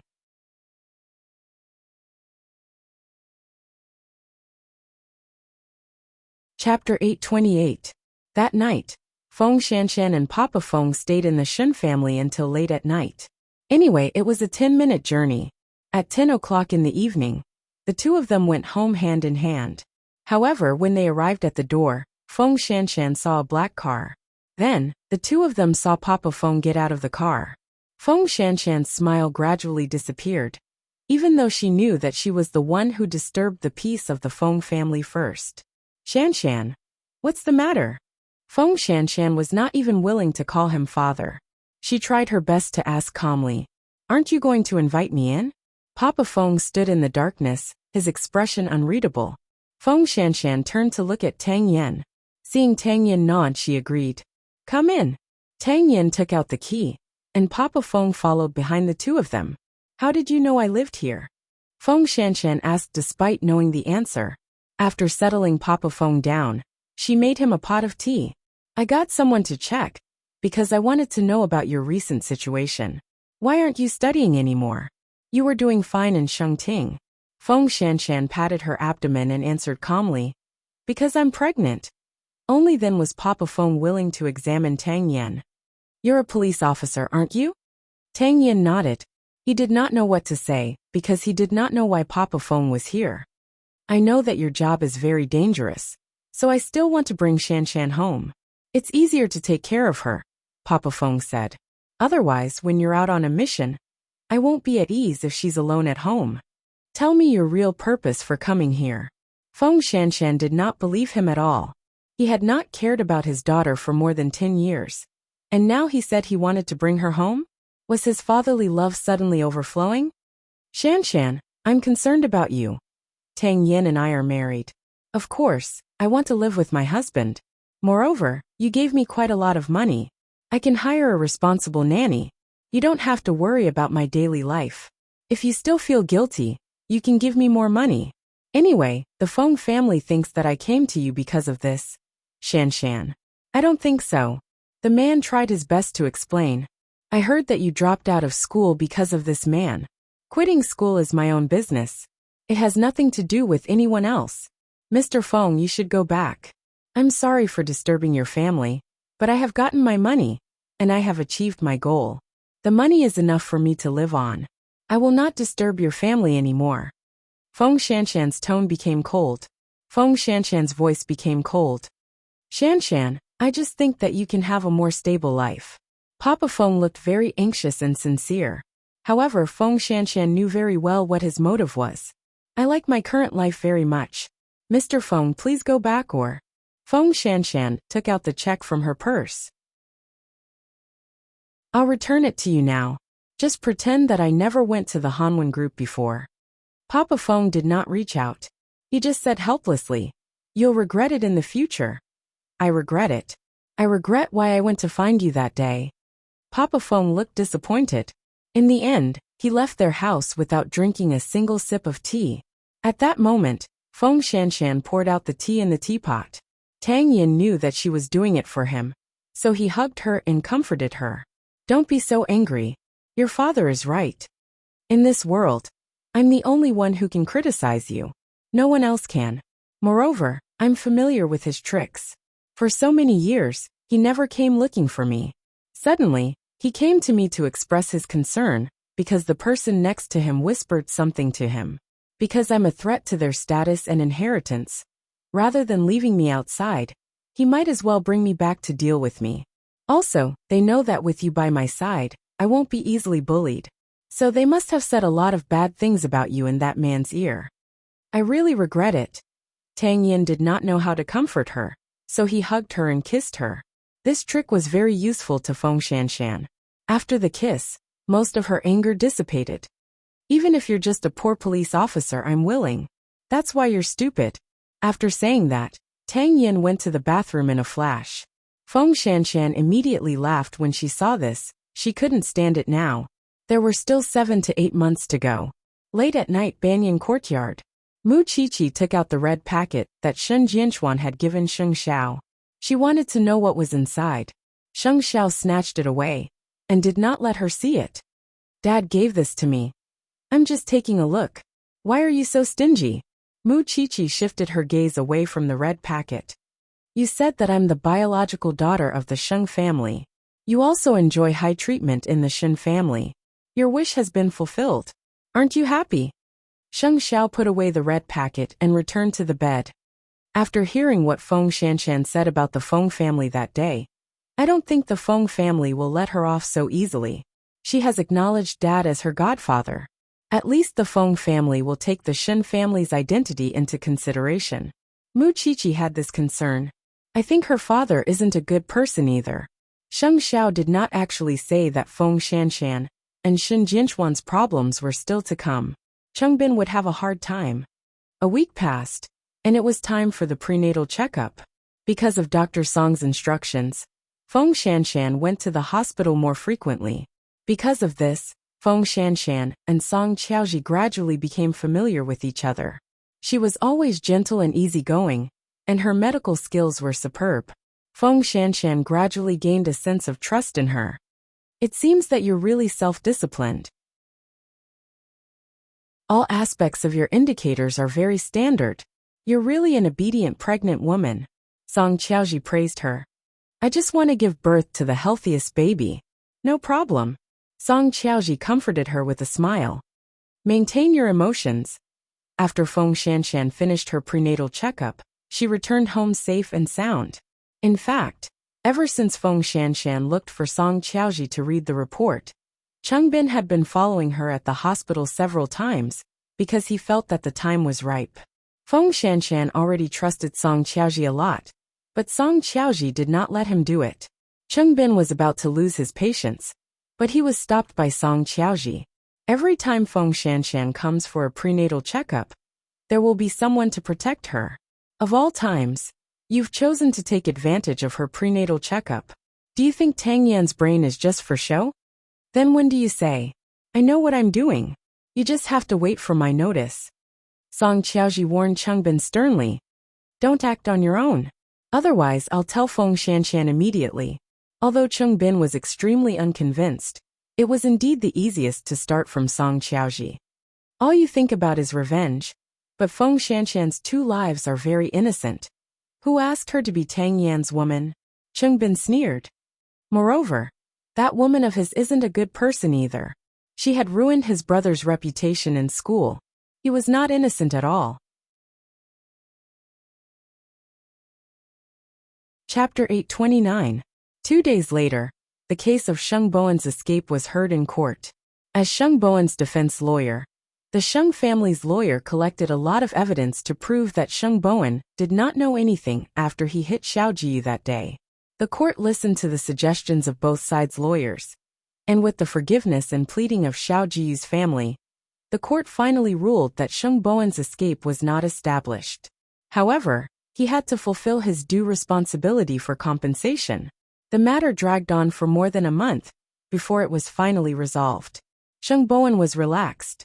The first thing he did after the announcement was to visit Xiao Jiayu in the hospital. Xiao Jiayu was recovering well, and the hospital was also doing their best to find a suitable bone marrow match for her. Grandpa Meng was very reasonable. Every time he saw Sheng Bowen, he would hold his hand and thank him countless times. But even so, Sheng Bowen still felt guilty, especially when he saw the little girl's innocent eyes, so bright and heartwarming. Uncle, Grandpa said that you're a good person. Xiao Jiayu sat on the bed and hugged the toys Sheng Bowen brought. If I were a good person, I wouldn't have bumped into you and run away. Sheng Bowen did not hide what he had done to Xiao Jiayu. Grandpa said that Uncle was framed. Jiayu doesn't blame Uncle. Xiao Jiayu answered Sheng Bowen softly. You're so good. You're so sensible at such a young age. Sheng Bowen patted Xiao Jiayu's head with a heartache. When he left, he gave the old man another card. But Grandpa Meng did not accept it. I can't do that, Mr. Sheng. You've helped us enough. I really can't take any more. Grandpa Meng, Jiayu's treatment still costs a lot of money. Your family still has to live, so don't be polite with me. At most, when Jiayu grows up, she can come to Huangyao to work and repay me. When Grandpa Meng heard this, his eyes lit up because what Sheng Bowen said was indeed a path. If Jiayu could live to that day, he would definitely let her repay her benefactor. Then, thank you, old man. You're really a good person. Jiayu is so lovable. I also hope that she will be healthy and happy. In the future, there will be people who will contact you about Jiayu's study and life. Grandpa Meng, take good care of your health. When I have time, I'll visit the little girl. Grandpa Meng wiped his tears, which made people feel bitter. However, although the old man was poor, he was simple and kind, and he knew how to be grateful. Especially when he saw Sheng Bowen leave, he sat by the bed and educated Xiao Jiayu. In the future, when you grow up, you must find Uncle and work for him for the rest of your life to repay his kindness. Grandpa, I do. Although Xiao Jiayu didn't know what a job was, or how long a lifetime was, she remembered this uncle in her heart, and would never forget him. As a result, Xiao Jiayu's matter came to an end.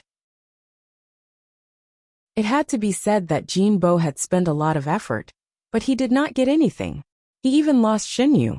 Sheng Xiao was as hard to deal with as the rumors said. However, there was still a long way to go. There were still several years to slowly grind away. On the night that he was acquitted, Sheng Bowen brought Ren Yufei to the Banyan courtyard to have dinner with Sheng Xiao's family. He knew that it was all thanks to Sheng Xiao that he was safe and sound this time. Eighth brother, let me toast you. My life is yours from now on. Sheng Xiao did not budge at all. I was the one who saved her. In the end, I still have to take over Huangyao. This fully shows what it means to be able to do more work. Sheng Bowen did not think much of it and still smiled. With you around, I can take Yufei and focus on going abroad. You're going abroad? Mu Chichi stopped peeling the shrimp and looked at Sheng Bowen. I want to learn something. And so does Yufei. So we plan to go abroad for a period of time. Do you want to completely let go? Mu Chichi's face immediately darkened. You guys are going to have fun, leaving my master Xiao to work himself to death. If I had known, I wouldn't have saved you. Huang Yao is a waste in my hands, Sheng Bowen said seriously. Look in eighth brother's hands. In 5 years, it will be the #1 diamond empire in Asia. Mu Chichi and Sheng Xiao changed positions and faced Sheng Bowen from the side. This was to prevent this person from taking advantage of her again. Sheng Xiao knew that she felt sorry for him, so he quietly pinched Mu Qiqi's neck with his right hand to comfort her. Sheng Bowen rubbed his nose and felt that he had gone a little overboard. Before he finished eating, he had already pulled Ren Yufei away from the banyan courtyard. He ran away quickly. Mu Qiqi was angry. She had thought that Sheng Bowen would be aware of it after this matter was settled. Who knew that he was really going to let go of it? After so many years, Huangyao has its own system and regulations. Moreover, with Zhongting's team, I don't need to put in much effort. You don't need to put in much effort to come home an hour late every day. Mu Qiqi snorted. Forget it, third brother is an ingrate. Didn't you say that you wanted me to take care of it? Ha! Have you forgotten? Mu Qiqi turned around and looked at Sheng Xiao. She replied very seriously, I was just saying. I thought that when third brother came back, the position of CEO would still be his. Sheng Xiao saw that she was angry, so he leaned over and kissed her lips. Mu Qiqi was stunned for a moment and did not say anything. He used this trick every time. Forget it. It's good to go far away. Mu Qiqi sighed. After all, there was an unknown boss behind him who was eyeing the Shun and Sheng families covetously. With his IQ, he can't even protect himself. Mu Qiqi expressed her disdain. Late at night, at the Tang family's home.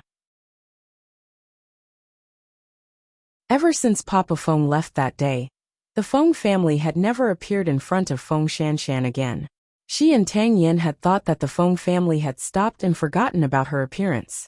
However, Feng Wen's appearance once again put Feng Shanshan in an awkward situation. Tang Yin was still at the branch office.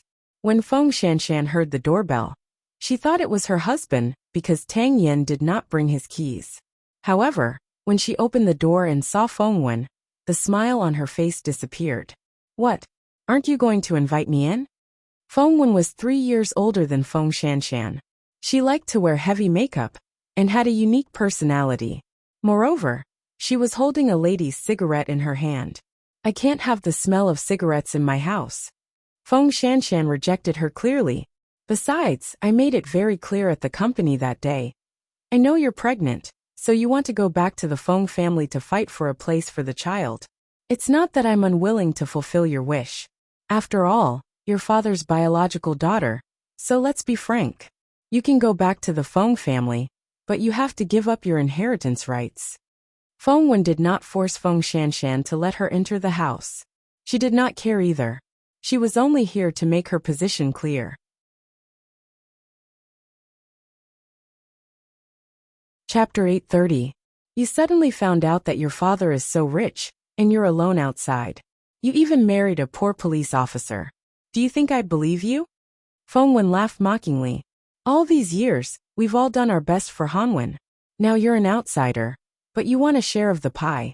If it were you, what would you do? Feng Shanshan took a deep breath. She regretted it 1,000 times. She really shouldn't have appeared in front of the Feng family. I can't explain it to you. Go back. Feng Shanshan didn't want to be in a deadlock with Feng Wen. However, Feng Wen grabbed her wrist.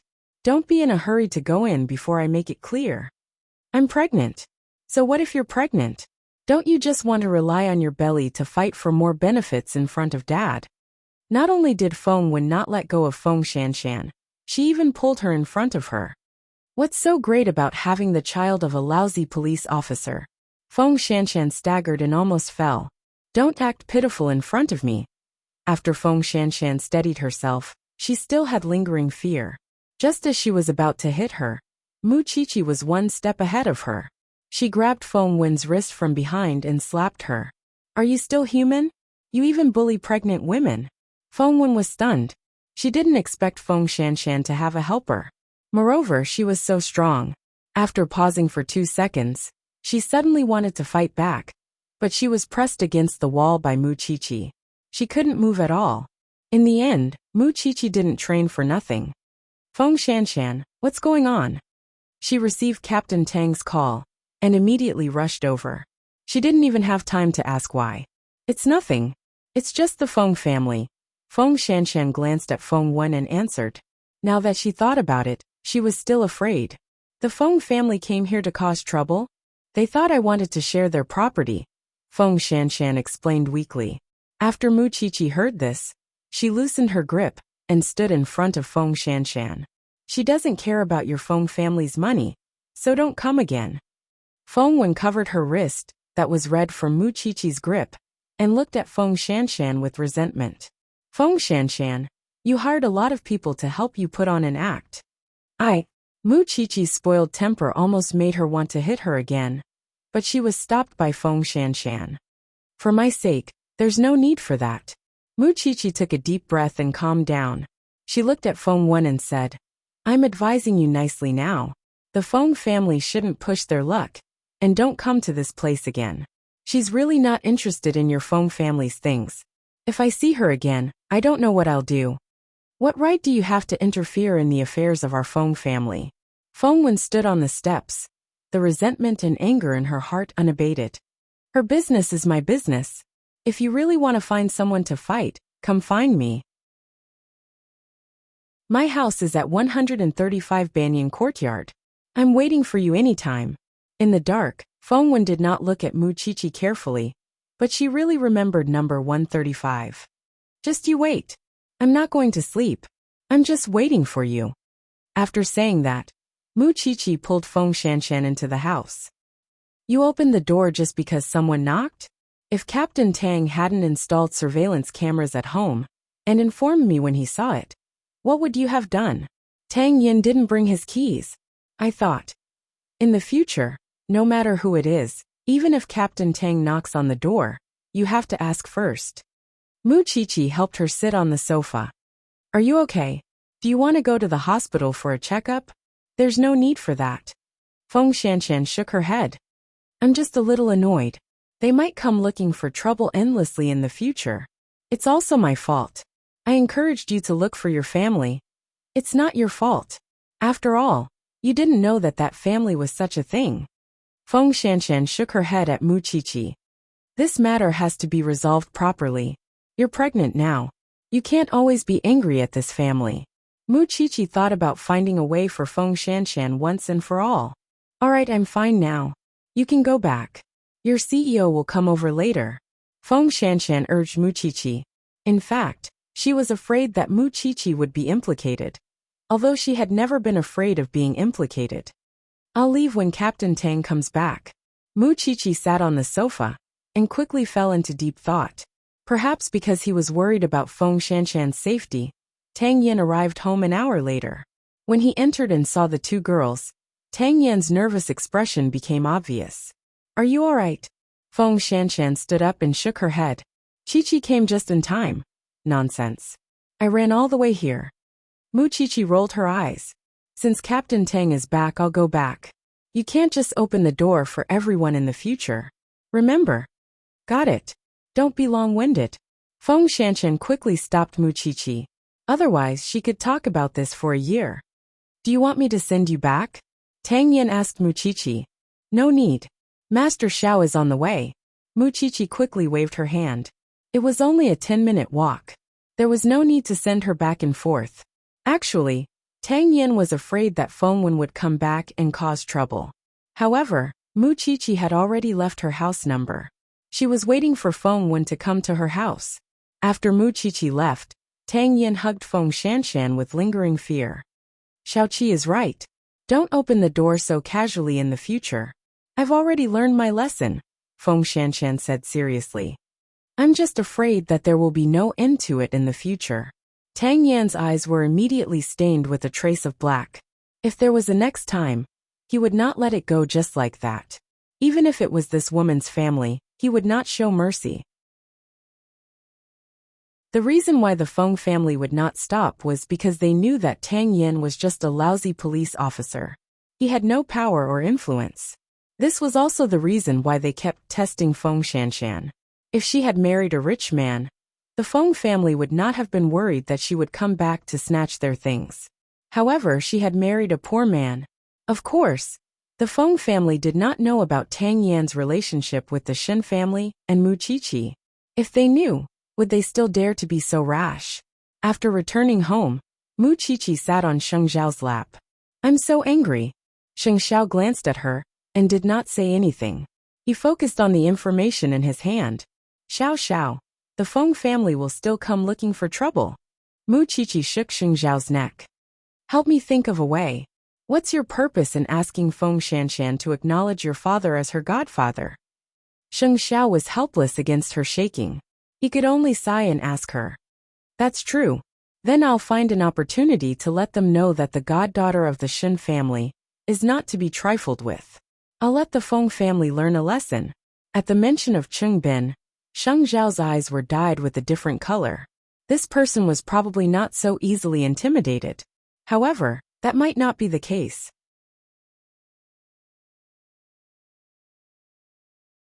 Chapter 831.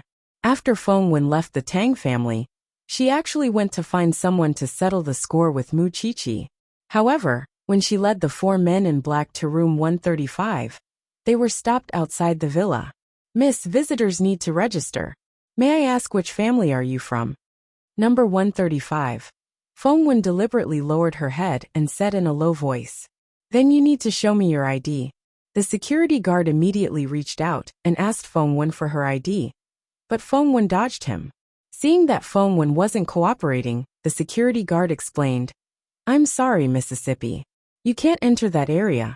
Even if you don't show your ID now, you will still have to register after you go up, because there are sentries on duty. Are you purposely picking on me? My sister is in that villa down there, so I came over.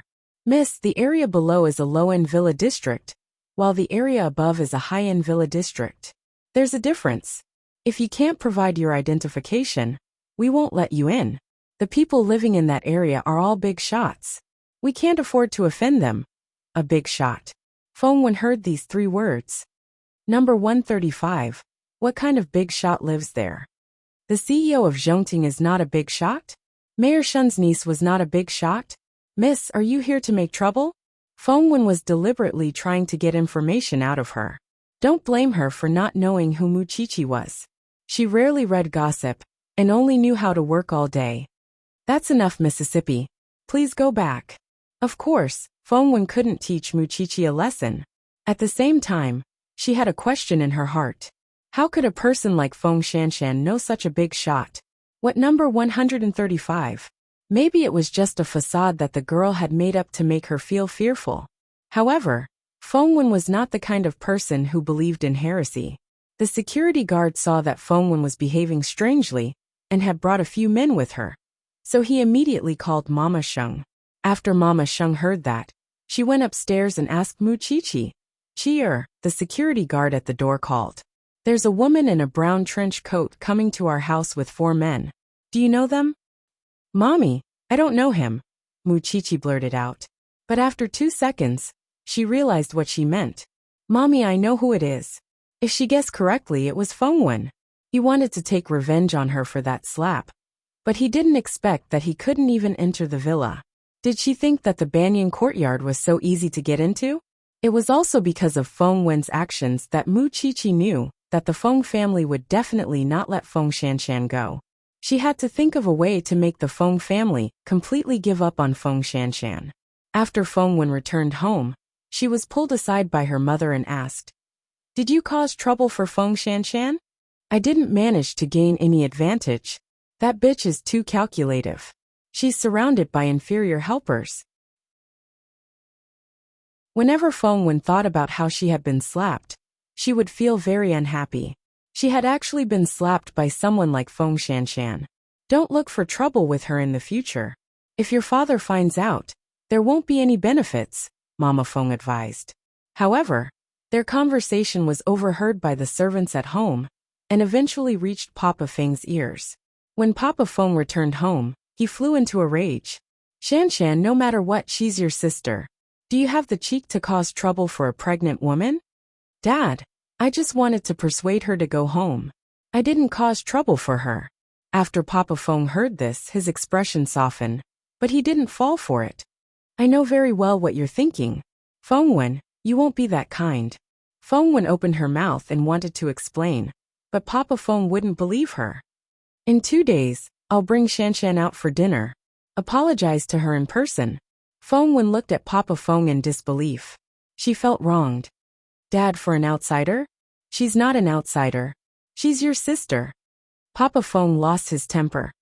If you don't want to apologize, then leave this house. Anyway, I still have a son. Feng Wen was so angry that she locked herself in her room. When Mama Feng saw this, she sighed. She had clearly agreed to get Feng Shanshan back home before dealing with her. She was right under her nose, and she was pregnant. It was better to deal with her outside. But this child couldn't hold back. Then, Mama Feng walked up to her husband and said to him, Feng Wen is just feeling sorry for you. Her daughter is filial. However, since you want Shanshan to go home, you have to apologize. I'll make arrangements to invite Shanshan over. Don't worry, I'll take good care of Feng Wen this time, and let her get along well with her sister. Papa Feng nodded in satisfaction. Then give me Shanshan's phone number. The next morning, Feng Shanshan received a call from Mama Feng. Feng Shanshan had no desire to speak at all. She wanted to hang up, but she was stopped by the other party. Shanshan, Auntie sincerely wants to treat you to a meal. Your father will go too. He'll ask your sister to apologize to you properly. There's no need. As long as you don't disturb me, it'll be the greatest apology you can give me.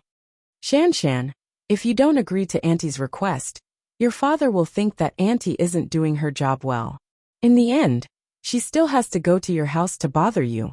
Tell me, why do you have to do this? Feng Shanshan could tell that the other party was threatening her. Even so, she still didn't want to see the Feng family. There's really no need. Mama Feng was rebuffed, but she wasn't angry because she had called Feng Shanshan in front of Papa Feng. It was this girl who didn't know what was good for her. Papa Feng was silent for a while before he finally said, I'll go to Shanshan's house again tonight. Perhaps in Papa Feng's heart, he still remembered that he had such a daughter, and that she was suffering outside. Mama Feng and Feng Wen, on the other hand, were planning to deal with the situation nearby. The whole family had their own thoughts, but none of them had any good intentions. After Feng Shanshan hung up on Mama Feng, she called Mu Chichi again. After Mu Chichi heard this, she smiled. What a good opportunity. I was still thinking about how to set up a trap. Now I've saved my energy. What do you want to do? Of course, let the Feng family know that you don't like their things at all. Agree to them. Don't implicate Godfather and second Uncle Shun. I don't want to use their name to cause trouble outside. Feng Shanshan said to Mu Chichi seriously. You're not allowed to mess around either. Am I the kind of person who messes around? Mu Chichi chuckled and instructed her. Go for the prenatal checkup properly. Don't think about anything else. If your father asks you to go for a meal, go. Just send me the address and time later. Don't be afraid of anything, understand? Why are you so good to me?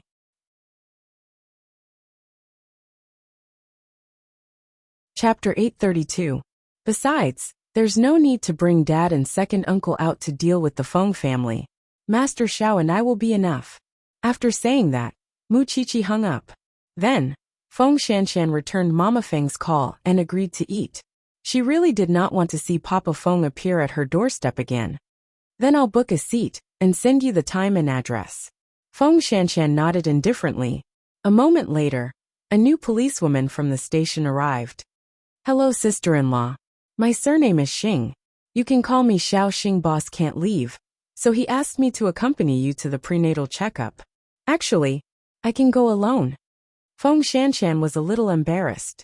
After all, she felt bad for always mobilizing so many people. The girl called Xiao Xing shook her head like a rattle drum. Boss said that I have to follow you even when you go to the toilet to ensure your safety. If I can't even do this task well, then I'll go home and eat by myself. Then I'll have to trouble you. Feng Shanshan thanked her and went back to her room to get her bag. Then, she went to the hospital with Xiao Xing. Song Qiaoji saw that Feng Shanshan was always accompanied by people, so she smiled. It's a little girl today. Dr. Song, please excuse me. My husband is worried about my safety, so he's troubling Xiao Xing. He's doting on you. Look at the hospital. How many pregnant women come to the prenatal checkup on their own? He's a good man. Song Qiaoji looked at the checkup report while touching Feng Shanshan's slightly protruding abdomen. I'll say it again. Pay attention to your mood. It's not good to be depressed. I'll pay attention. In a few days, I'll have a lecture at the medical university. If you have time, come and listen. It's good for pregnant women. Of course, it would be even better if the child's father can attend. Song Qiaoji handed the flyer to Feng Shanshan. Thank you, Dr. Song. I'll definitely go when I have time. You're welcome. Song Qiaoji did not show any abnormalities, but she had already started to invite Feng Shanshan. In other words, she did not know which event in the future Feng Shanshan might be schemed against. That evening, Mu Qiqi received the hotel address and meal time from Feng Shanshan. After putting away the phone, Mu Qiqi's eyes lit up with excitement. Xiao Xiao, let's go to Jinrong Manor for dinner tomorrow night. I heard that they advocate vegetarianism and are very popular recently. I haven't been there yet. Sheng Xiao snorted softly and said nothing. Was his objection useful? Moreover, this thing had never been a vegetarian. It only liked to eat meat. It's fine this time, but do you think you can protect her forever? If I can protect him once, I will. Mu Qiqi sat on Sheng Xiao's lap and shook his shoulders. I only have these two friends. With you by my side, I don't lack anything, and I won't be in danger. So, I can only do more for my friends. She's pregnant. You can't expect me to sit back and do nothing, right? Sheng Xiao reached out and hugged Mu Qiqi. Love was always above feelings, no matter what kind of feeling it was. I'll get Su Che to book a table. Thank you, Sheng Xiao. Sheng Xiao frowned. He was only 30 years old, and he was already at the stage where he had to be called a master? Then he pulled Mu Qiqi over. You want to leave after taking advantage of me? Mu Qiqi shook her head and quickly said, I've been feeling bloated for the past few days. It's not very comfortable. Sheng Xiao thought about it carefully. These few days should be her menstrual cycle. She had always been punctual, but she had not come yet. Let's go to the hospital tomorrow. Sheng Xiao reached out and caressed Mu Qiqi's abdomen. Mu Qiqi felt the warmth of Sheng Xiao's palm and felt much more comfortable. No need. Isn't it my menstrual cycle soon? It'll be strange before I come. Moreover, tomorrow's classes are very important. I won't delay it. Sheng Xiao put her down from his lap and suddenly remembered that they did not use contraceptives that night when Sheng Bowen brought Mu Qiqi to Mount Yueying. At the thought of this, Sheng Xiao's emotions became much more complicated. It was just that Mu Qiqi did not notice. When he returned to the room, Mu Qiqi had already taken a shower and was lying on the bed. Sheng Xiao saw her shaking her legs, so he stepped forward and covered them for her.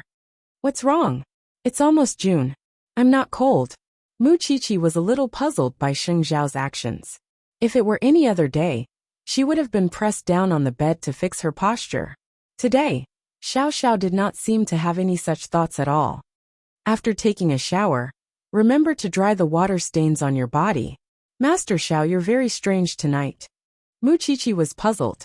Sheng Xiao did not explain why and went into the bathroom. When he came out, Mu Qiqi was already asleep on the bed. It was obvious that she had been in class recently and was very tired. Sheng Xiao sat on the edge of the bed, lifted the blanket, and put Mu Qiqi in. Seeing that she showed no signs of waking up, he stared at her abdomen. He hoped that he was overthinking. The next day, Tang Yin was about to go out with his keys. When Feng Shanshan saw him open the car door, she called out to him. Dinner at Jinrong Manor at 6:30 p.m. Don't forget. Tang Yin closed the car door and returned to Feng Shanshan's side. He kissed her forehead. I'll pick you up at home at 5. Aren't you busy at the bureau? No matter how busy I am, I have to make time to accompany you. If he did not protect his own woman, was he really going to place his hopes on someone else every time? Feng Shanshan did not say anything and watched Tang Yin drive away. She had no power or influence, and no one in the Feng family was on her side. Therefore, when she went to the Feng family this time, other than causing trouble, it seemed that she would only bring embarrassment to Tang Yin. At 6 o'clock in the evening, Jinrong Manor, the Feng family had already arrived at the restaurant's private room. However, Feng Wen had been silent ever since she entered the restaurant. When Shanshan comes later, apologize to your sister, Papa Feng said to Feng Wen. His words were commanding, and there was no room for negotiation. Feng Wen did not say anything, but she vented all her anger on the tea set. And you, if Shanshan comes home, promise me that you'll take good care of her. I owe her too much. Papa Feng turned his head and said to his wife, "Where's Xiaowei?" "Xiaowei is still on the way. She'll be here soon." Mama Feng answered with a smile, trying her best to look graceful and elegant. "In a while I'll also persuade Shanshan. There's no need to pester the poor police officer." Papa Feng did not like Tang Yin at all. He only felt that his daughter could find a better home. What was the point of following this man who ran to murder scenes all day? At 6:30 p.m., Feng Shanshan and Tang Yin also arrived at the private room. Papa Feng did not want to have a strained relationship with his daughter from the start, so he ignored Tang Yin. Chapter 833. Shanshan, come and sit down. Papa Feng greeted her lovingly. However, Feng Shanshan sat down at the door. Tang Yin took the opportunity to sit beside her. "You're welcome, Mr. Feng. Why aren't you calling me Daddy?" Papa Feng was rather unhappy. "I know. 2 days ago, your sister went over and made you suffer. I've also taught her a lesson." Feng Wen apologized to your sister. When Feng Wen was called, she stood up abruptly and glared at Feng Shanshan. She said to Feng Shanshan dryly, "I'm sorry. There's no point in apologizing unwillingly. Besides, if my friend hadn't come over that day, I don't know if the child in my stomach and I would still be here." Feng Shanshan looked at Feng Wen coldly.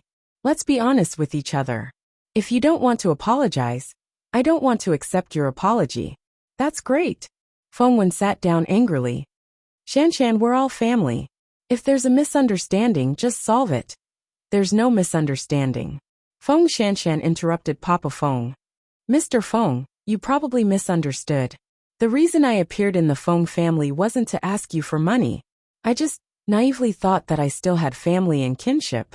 However, the attitude of the Feng family also made me realize that I shouldn't have appeared in front of you and caused myself so much trouble. If it wasn't for the money, why did you take Dad's check?" Feng Wen questioned. "I found the charity the next day. Now, I'm just waiting to sign the donation letter. It can be considered as doing good for the Feng family," Feng Shanshan said calmly. "Besides, after so many years, he knows better than me whether the living expenses that Mr. Feng has sent over have been passive."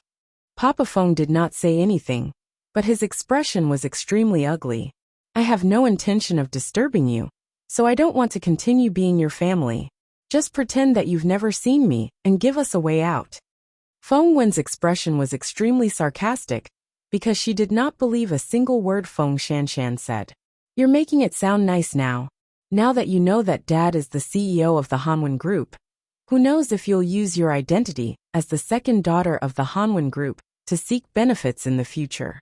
Especially since isn't your husband a police officer? If you have power and influence, you'll be promoted faster." After hearing Feng Wen's words, Feng Shanshan laughed out loud. "In my heart, I've never taken the Hanwen Group seriously." "You don't take it seriously. What about your husband?" Feng Wen's words were mocking Tang Yin, which was what Feng Shanshan could not stand the most. Humiliating her husband was equivalent to slapping her in the face. Seeing that she didn't look good, Tang Yin wanted to say something, but he was stopped by Feng Shanshan. This was her family.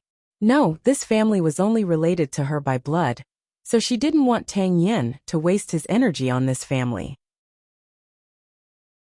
"My husband has no interest in currying favor with you. Even if he does, you're not qualified," Feng Shanshan said sarcastically. "Who does he think he is?" "Shanshan, it's not that I'm scolding you, but you're still young. You can still find better happiness." Papa Feng took the opportunity to join in. "It's not that I dislike your husband, but his job is so dangerous. How can he take care of you and the child?" Feng Shanshan finally understood. It seemed that the Fengs were not going to talk nicely. "You don't have to worry about that," Feng Shanshan replied coldly. "The purpose of my visit today is to tell you that in the future, we'll pretend that we don't know each other. This is the best outcome. Everyone will be satisfied." Seeing that Feng Shanshan was angry, Tang Yin held her hand and reminded her not to be angry. Then, his calm voice sounded at the dining table. "Although I don't have any background, I'm not completely helpless. It's enough to give Shanshan the life she wants. With just you, a poor police officer? With just me, a poor police officer, Tang Yin said firmly. Your Hanwen has encountered a tax problem recently, right? The director of the tax bureau over there is my senior. Tang Yan's words were unhurried, but it shocked the Fengs. Especially Papa Feng. It was certain that the tax problem this time would be investigated. However, he did not expect that this poor police son-in-law would know about it. I won't make things difficult for you. And the Fengs shouldn't make things difficult for us either. Shanshan and I just want to live peacefully. We don't want the Fengs to disturb us again. Otherwise, I don't know what I'll say or do to my senior. After all, we have a good relationship. Tang Yan's words were neither servile nor overbearing, but they were always accurate and effective. Papa Feng immediately fell silent. You're threatening me. So when you're being given face, you should take it back. Tang Yan retorted coldly. You're Hanwen. To put it bluntly, don't you know what kind of status you have in Jianchuan? Don't think that everyone you see is interested in your money. You. Who do you think you are? Are you lecturing us here? Feng Wen pointed at Tang Yan's nose and scolded. It seems that the Fengs want to drink tea. If you have the ability, go ahead and sue them. I don't believe that a poor police officer like you can be brothers with the people from the tax bureau. Then we'll see. After saying that, Tang Yin looked at Feng Shanshan and asked her gently, Do you want to leave? Chi-Chi is waiting for us on the other side. Feng Shanshan replied. Let's go now. After saying that, the two of them stood up and walked to the room next door. At this moment, Feng Wen was so angry that she went crazy. Two pretentious people. What the hell? Dad, just you wait and see. What people from the tax bureau? It's all a lie. Previously, Feng Shanshan even said that she knew the mayor's niece. Papa Feng did not say anything, but his face was livid. Xiao Wen stopped talking. Accompany Mom to the bathroom. Mama Feng could see Feng Shanshan and Feng Wen from her position. She went to the room opposite. Therefore, she wanted to know who was on the other side. Feng Wen stood up unwillingly and accompanied Mama Feng out of the private room. When they reached the corridor, Mama Feng saw Su Che and the bodyguards at the door. She asked about the service in the private room. Young lady, who are the big shots inside? They even brought a few bodyguards. Oh, it's President Sheng and his wife from Zhongting, who is Mayor Shen's niece. Then who are the two people who went in just now? I'm not sure either, but the two families are very close. When Mama Feng heard this, her expression changed. Then, she turned to look at Feng Wen. Could it be that Feng Shanshan is really related to the Shen family? Feng Wen shook her head, indicating that she was not sure either. Who knows? If they are really related to the Sheng family and the Shen family, then your father will definitely scold you to death when he finds out.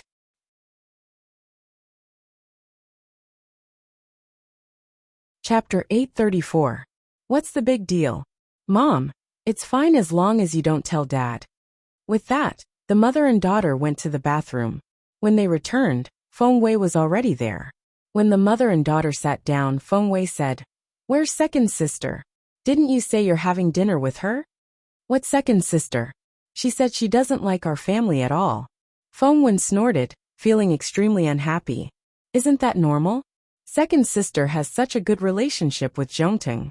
It's normal for her to not like us, Feng Wei answered casually. Besides, I heard from the grapevine that Mayor Shen's family has already accepted second sister as their goddaughter. Of course, they don't need to care about poor relatives like us now. After hearing Feng Wei's words, even Papa Feng revealed a surprised expression. Tell me clearly, what's going on? Don't you read the gossip news? Second sister and Mu Qiqi, Sheng Zhao's women are very close sisters. Perhaps they want to be closer, so second sister acknowledged Mu Qiqi's father as her godfather. Now she's like a family with the Shen family. Feng Wei explained as he ate. It's all your fault. You're so engrossed in your work. Why don't you pay attention to the interesting things in the same city? After Papa Feng and the other two heard this, they felt very complicated. Feng Wen and her mother were even more embarrassed and angry, because Feng Shanshan really didn't like the Feng family. It was not that she was pretending, but she really didn't like it. Then her husband. I don't know about that. It's said that he's very famous in the police world. Feng Wei was only an 18-year-old boy. He usually went to school, but he liked to interact with girls, so he heard a lot of gossip. People like Sheng Xiao and Mu Qiqi were popular in Jianchuan, okay? The people around them would naturally be mentioned. The three of them stopped talking. They didn't know what to say. The family was no longer in the mood to eat. They could only wait for Feng Wei to wolf down his food. Now, there was only one thought in Papa Feng's mind. If what Tang Yin said about the tax bureau was true, then, before Feng Wei finished eating, he saw a group of people coming out of the opposite room. It was Mu Qiqi and Feng Shanshan. No matter how slow Papa Feng was, it was impossible for him not to recognize Sheng Xiao. In fact, the two women were walking in front, while Sheng Xiao and Tang Yin were walking side by side behind them. The scene of the four of them was very beautiful. But this scene made Papa Feng feel very uncomfortable, because he knew that he had offended the so-called poor son-in-law. As for Feng Wen, although she felt very unwilling, she also knew how unreachable these people were. Therefore, she no longer doubted Feng Shanshan's words, nor would she look for trouble with Feng Shanshan.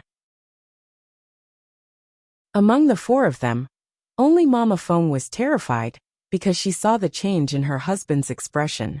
Then, when she mentioned paying the bill, she was told, "Madam, the customer opposite has already paid the bill for you. Furthermore, he left a message for you. If you bully others, you will have to pay the price." This, we don't know. Mama Feng was at a loss. Go home. Papa Feng took a deep breath. He knew that his relationship with Feng Shanshan could not be salvaged. However, he was worried about the tax issue. From the moment he found out about Tang Yin and Feng Shanshan's identities, he began to tremble in fear. At this moment, Feng Wen did not say anything. She could only remain silent because she knew that if she spoke, Papa Feng would definitely settle the score with her about finding trouble with Feng Shanshan. On the other side, Mu Qiqi and the other three changed places to eat. This was because Mu Qiqi finally realized that people could not be vegetarians. If it were me, I wouldn't pay for that family's sake. Mu Qiqi felt that Feng Shanshan's money had been spent unjustly. I hope they know what's good for them. With the two of you revealing your identities, that family can only admit defeat, Feng Shanshan said with a smile. Feng Shanshan smiled. I thought you were going to think of some tricks to humiliate that family. To deal with those self-righteous people, you just need to let them know that they're really nothing. That's the best punishment. If the Feng family still has face, they won't disturb you again. Mu Qiqi snorted. I don't think they will. After Feng Shanshan said that, she subconsciously looked at Tang Yin. You've been wronged. Tang Yin had been silent, but he held Feng Shanshan's hand tightly and said, Your father is right. But I have nothing, and I have a big family's trouble. I don't care. I don't care either. Feng Shanshan quickly added, afraid that Tang Yin would misunderstand. Then about the tax bureau. Wait for a good show tomorrow. He was indeed just a lousy police officer. Moreover, he had no power or influence. However, over the years, he had built up a lot of connections and friends. It was naturally impossible for him to deal with a company like Zhongting, but it was not a problem for him to deal with Hanwen. Moreover, there was a problem with Hanwen itself. That's good too. Let that family look down on you. Speaking of Tang Yan's background, if his parents were still alive, he would be a director, or something like that by now. Even so, although his parents had passed away, his influence was still there. It was not difficult for him to get something done. Then, the four of them went to another German restaurant. When Mu Qiqi saw the steak, her eyes lit up. This is what you call dinner? Feng Shanshan laughed silently, especially when she saw Mu Qiqi cutting the steak. It was so neat and thick that it really made one's imagination run wild.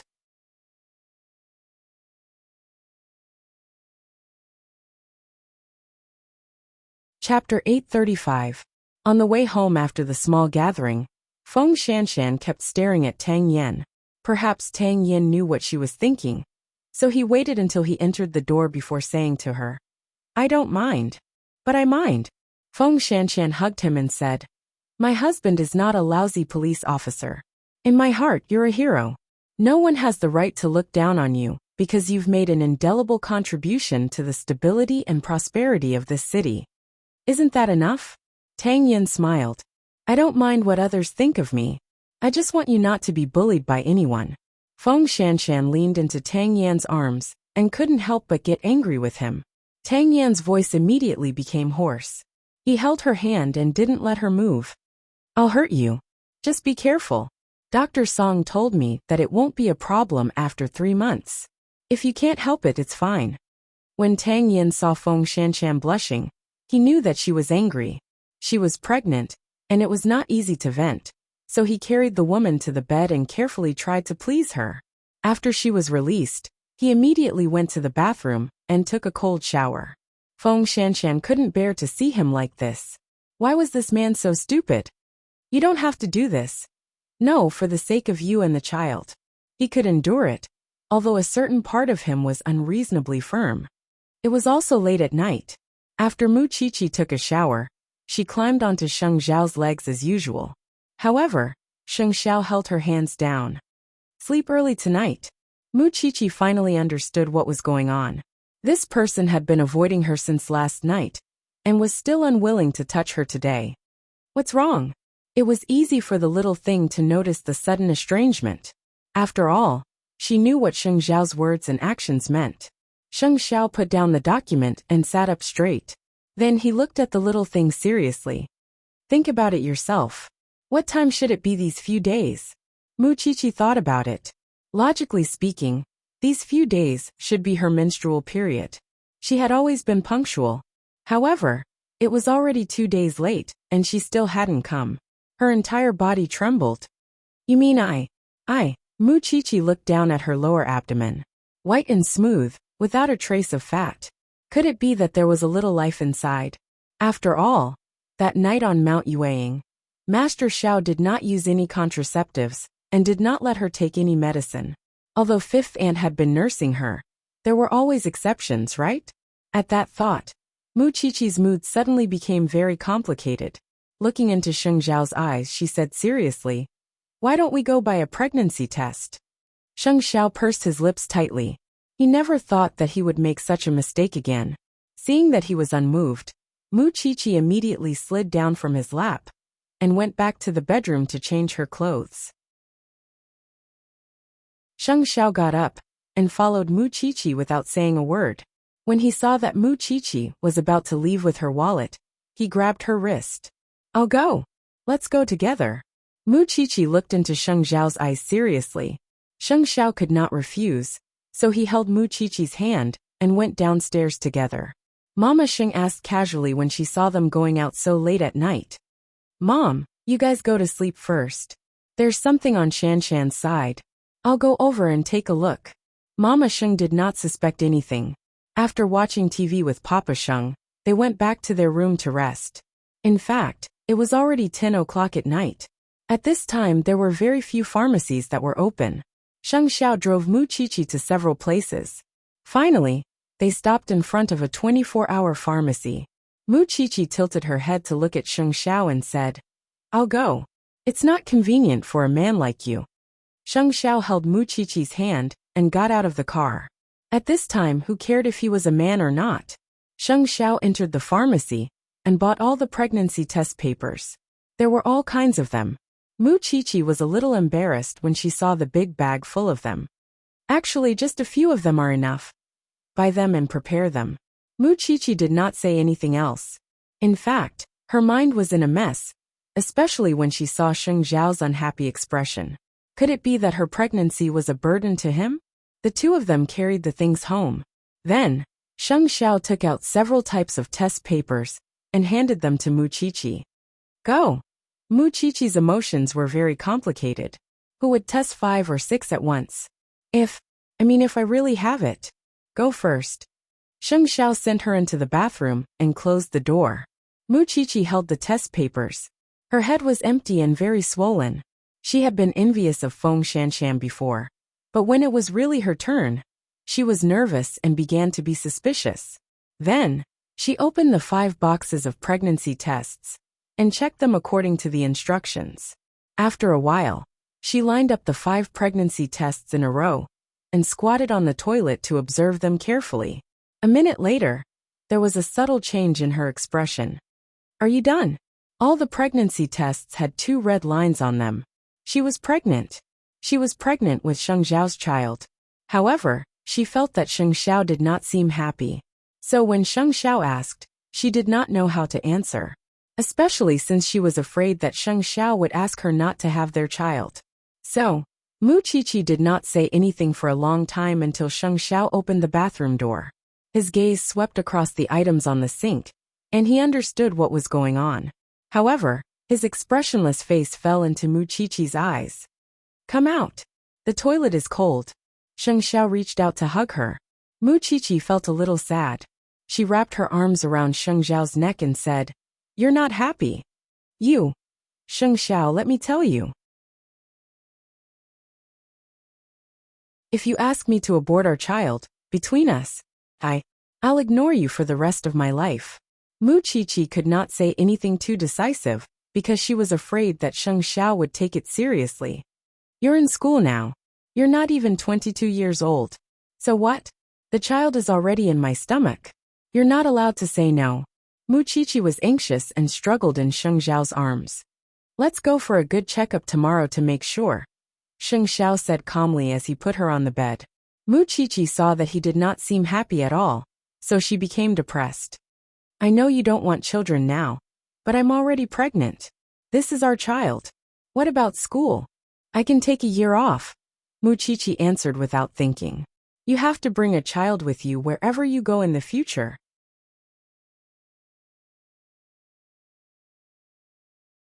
Chapter 836. You can go this crazy for me? Sheng Xiao stood in front of Mu Qiqi, slightly resigned to his fate. Do you know how much harm it will do to my body if I abort the child? Of course, Sheng Xiao knew that he was just angry at himself. I just don't want you to take care of a child at such a young age. You still have a lot of youth to enjoy. Mu Qiqi did not answer him. She just grabbed his warm hand and placed it on her lower abdomen. She said to him, Feel it. This is our child. Not to mention that I'm not even 22 years old now. Even if I'm only 20 years old, I'll still want it. This is our child. I can't bear to abort it. Sheng Xiao slowly pulled her into his arms. What should I do with you? Just listen to me. I want to give birth to the child. This is our child. At this moment, Mu Qiqi's tone was very firm and full of hope.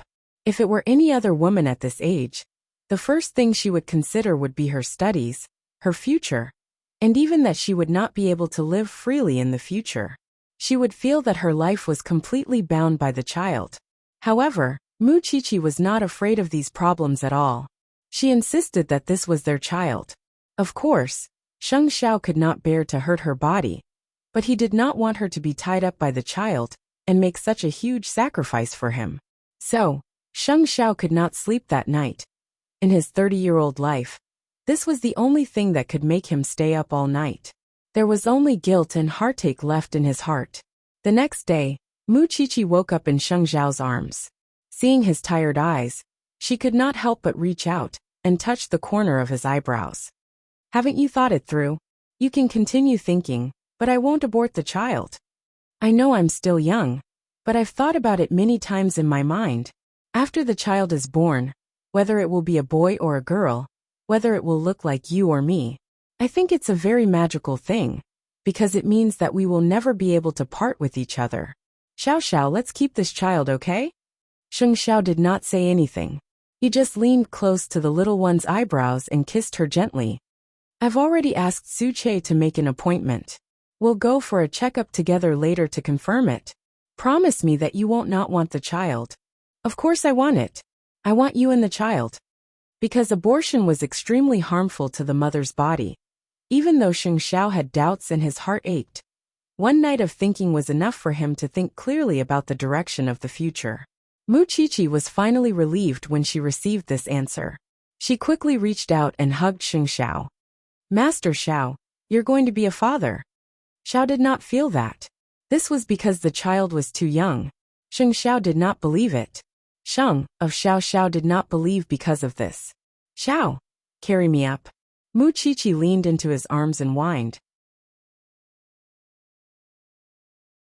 Xiao of Xiao. Mu Qiqi of Xiao of Xiao of the Xiao of Qiqi. You. Mu of Mu Qiqi smiled when she felt that she was surrounded by a tall figure. She felt very warm. We'll wash up like this from now on. It's very safe. Sheng Xiao rinsed his mouth with his right hand, while his left hand wrapped around Mu Qiqi's neck. When they were done washing up, Sheng Xiao turned Mu Qiqi around and instructed her carefully. Since you're pregnant, you can't be like before. You have to walk carefully, and be careful when you use knives. I'll help you apply for a leave of absence from school. You can't smell those strange smells and poisonous gases anymore. At that, Mu Qiqi wrapped her arms around his neck and nodded firmly. Yes, sir. They had not gone to the hospital for a checkup, so Sheng Xiao did not tell his family about it. While the two of them were washing up, a small episode happened. At about 8:30 a.m., the Hanwen group welcomed the police. Papa Feng could not help but tremble. When Feng Wen saw this, she did not dare to make a sound. How could she have known that the lousy police officer, that her whole family despised, would actually be related to someone from the tax bureau? I'm sorry, Chairman Feng. I'll have to trouble you to make a trip, the leading police officer said to Papa Feng. When Papa Feng heard this, he felt his vision turn black, and he collapsed to the ground. At 9 o'clock in the morning, Sheng Xiao brought Mu Qiqi to the obstetrics and gynecology hospital. When the doctor saw that she was so young, she smiled. You've decided to be a mother at such a young age? Do you like children? I don't like other people's children. I like my own. Mu Qiqi answered in a relaxed tone. Go in. The doctor will give you a good checkup. The kind-looking doctor arranged all the checkup items for Mu Qiqi. Sheng Xiao was waiting outside the door. When Su Che saw this, he could roughly guess what was going on. Is young madam pregnant? In the future, I'll leave her safety to you. Sheng Xiao looked at Su Che solemnly. I don't trust anyone else. Okay. Su Che only had one word for it. It was difficult for Sheng Xiao to say the word trust. Therefore, Su Che swore in his heart that he would never let down the president's trust in his life. A moment later, it was time for the ultrasound. Sheng Xiao followed her into the ultrasound room. Mu Qiqi was lying on the bed. Sheng Xiao saw the cold instrument moving around Mu Qiqi's abdomen. In the middle of her womb, there was a small dot. It was their crystallization. Congratulations. The baby is 40 days old. It's this small dot. It will quickly grow in your stomach. Mu Qiqi's eyes turned red because this time, she confirmed that she was pregnant with Xiao Zhao's baby. You're still new parents, so go back and read more parenting books. The things to take note of are also in the books. Congratulations. After the checkup, Mu Qiqi pulled down her clothes and patted her abdomen. It was in this place that her and Xiao Zhao's baby were contained. When Sheng Xiao saw her like this, a corner of his heart seemed to be tugged fiercely. Then he picked her up. Xiao Xiao, I'm really pregnant. Really? Silly thing. This is the first photo of the baby. Mu Qiqi held it in her hand and couldn't close the corners of her mouth. I really want to tell the world. You can't tell anyone except your family, Sheng Xiao reminded her. In the future, you have to go to dangerous places less. And don't get close to dangerous people. I'm a father now. My mouth is also full of nonsense. Mu Qiqi was in Sheng Xiao's arms excitedly. Xiao Xiao, are you happy that I'm pregnant? Is that so? Yes. Sheng Xiao answered coolly. At this time, men hid their feelings deep in their hearts. It was impossible for them to say it out loud. Are you really happy? Sheng Xiao did not answer this time. He just hugged Mu Qiqi even tighter. Mu Qiqi smiled satisfied. This damn man only knew how to act cool. I'll go to your school in the afternoon.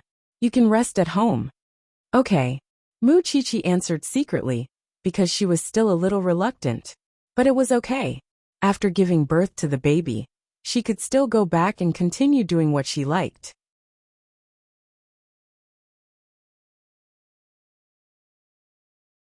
Chapter 837. Mu Qiqi wanted to take a leave of absence, and Sheng Xiao personally went to the school to handle the procedures for her. This surprised the dean. CEO Sheng Qiqi has been studying well. Why is it so sudden? She's sick and needs to rest. Sheng Xiao did not mention the pregnancy. After all, He was already worried about this precious treasure of his before she was pregnant. Now that she was pregnant, her safety was even more of a headache. If it's very serious, then she does need to rest. I really didn't expect such an outstanding child like Chi-Chi. The dean could not help but sigh. No, it should be said that it was a pity. When she recovers, she will come back. Feng Shanshan had left, and now Mu Chi-Chi had left. Although the dean felt that it was a pity, there was nothing he could do. Also, I hope that you can handle this matter in a low-key manner. Okay, I understand. The dean nodded in understanding. Mu Chi-Chi was a famous person to begin with. If she suddenly did not come to class, it would definitely cause criticism from others. Don't worry, CEO Sheng. Sheng Xiao personally settled the matter before returning to Zhongting. He asked his secretary to spare 2 days. After giving instructions, he brought Su Che back to the Banyan courtyard. Papa Sheng was working in Zhongting. Mama Sheng and fifth aunt were preparing lunch at home. When they saw Sheng Xiao, they were a little surprised. Eighth brother, you rarely come back at noon. Sheng Xiao did not answer his mother's question. Instead, he turned to fifth aunt and said, Don't prepare any ingredients that are not good for pregnant women. CEO Sheng, are you going to give Miss Feng a tonic? Fifth aunt misunderstood. It's Chi-er, Sheng Xiao answered, standing at the entrance of the kitchen. Then, he saw the 2 women in the house petrified. Mama Sheng immediately reacted. Eighth brother, do you mean that Chi-Chi is pregnant? I went for a checkup this morning. It's been more than a month, Sheng Xiao answered calmly. When Mama Sheng saw this, she pushed him to the side and said, Are you serious? Usually looking at you, I thought you would have to wait a few more years. Why is it so sudden? Although it's an accident, don't you want a grandson? Sheng Xiao frowned slightly when he saw Mama Sheng's strange attitude. What are you saying? You bastard. I just feel that it's unfair for Chi-Chi to be a mother at such a young age. Mama Sheng couldn't help but hit her son.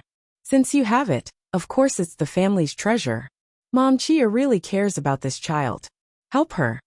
She doesn't care about the child. She cares about you. Do you think women like to have children? Isn't it all for the man she loves? She wants the 2 of them to have the crystallization of their love. Mama Sheng rolled her eyes at him. You should also treat Chi-Chi well. She's your flesh and blood. Love her well. I know. No one else knows about this, right? Mama Sheng asked him. Since he just came back from the hospital, it meant that he had not told anyone. No. Then let's not talk about it for now.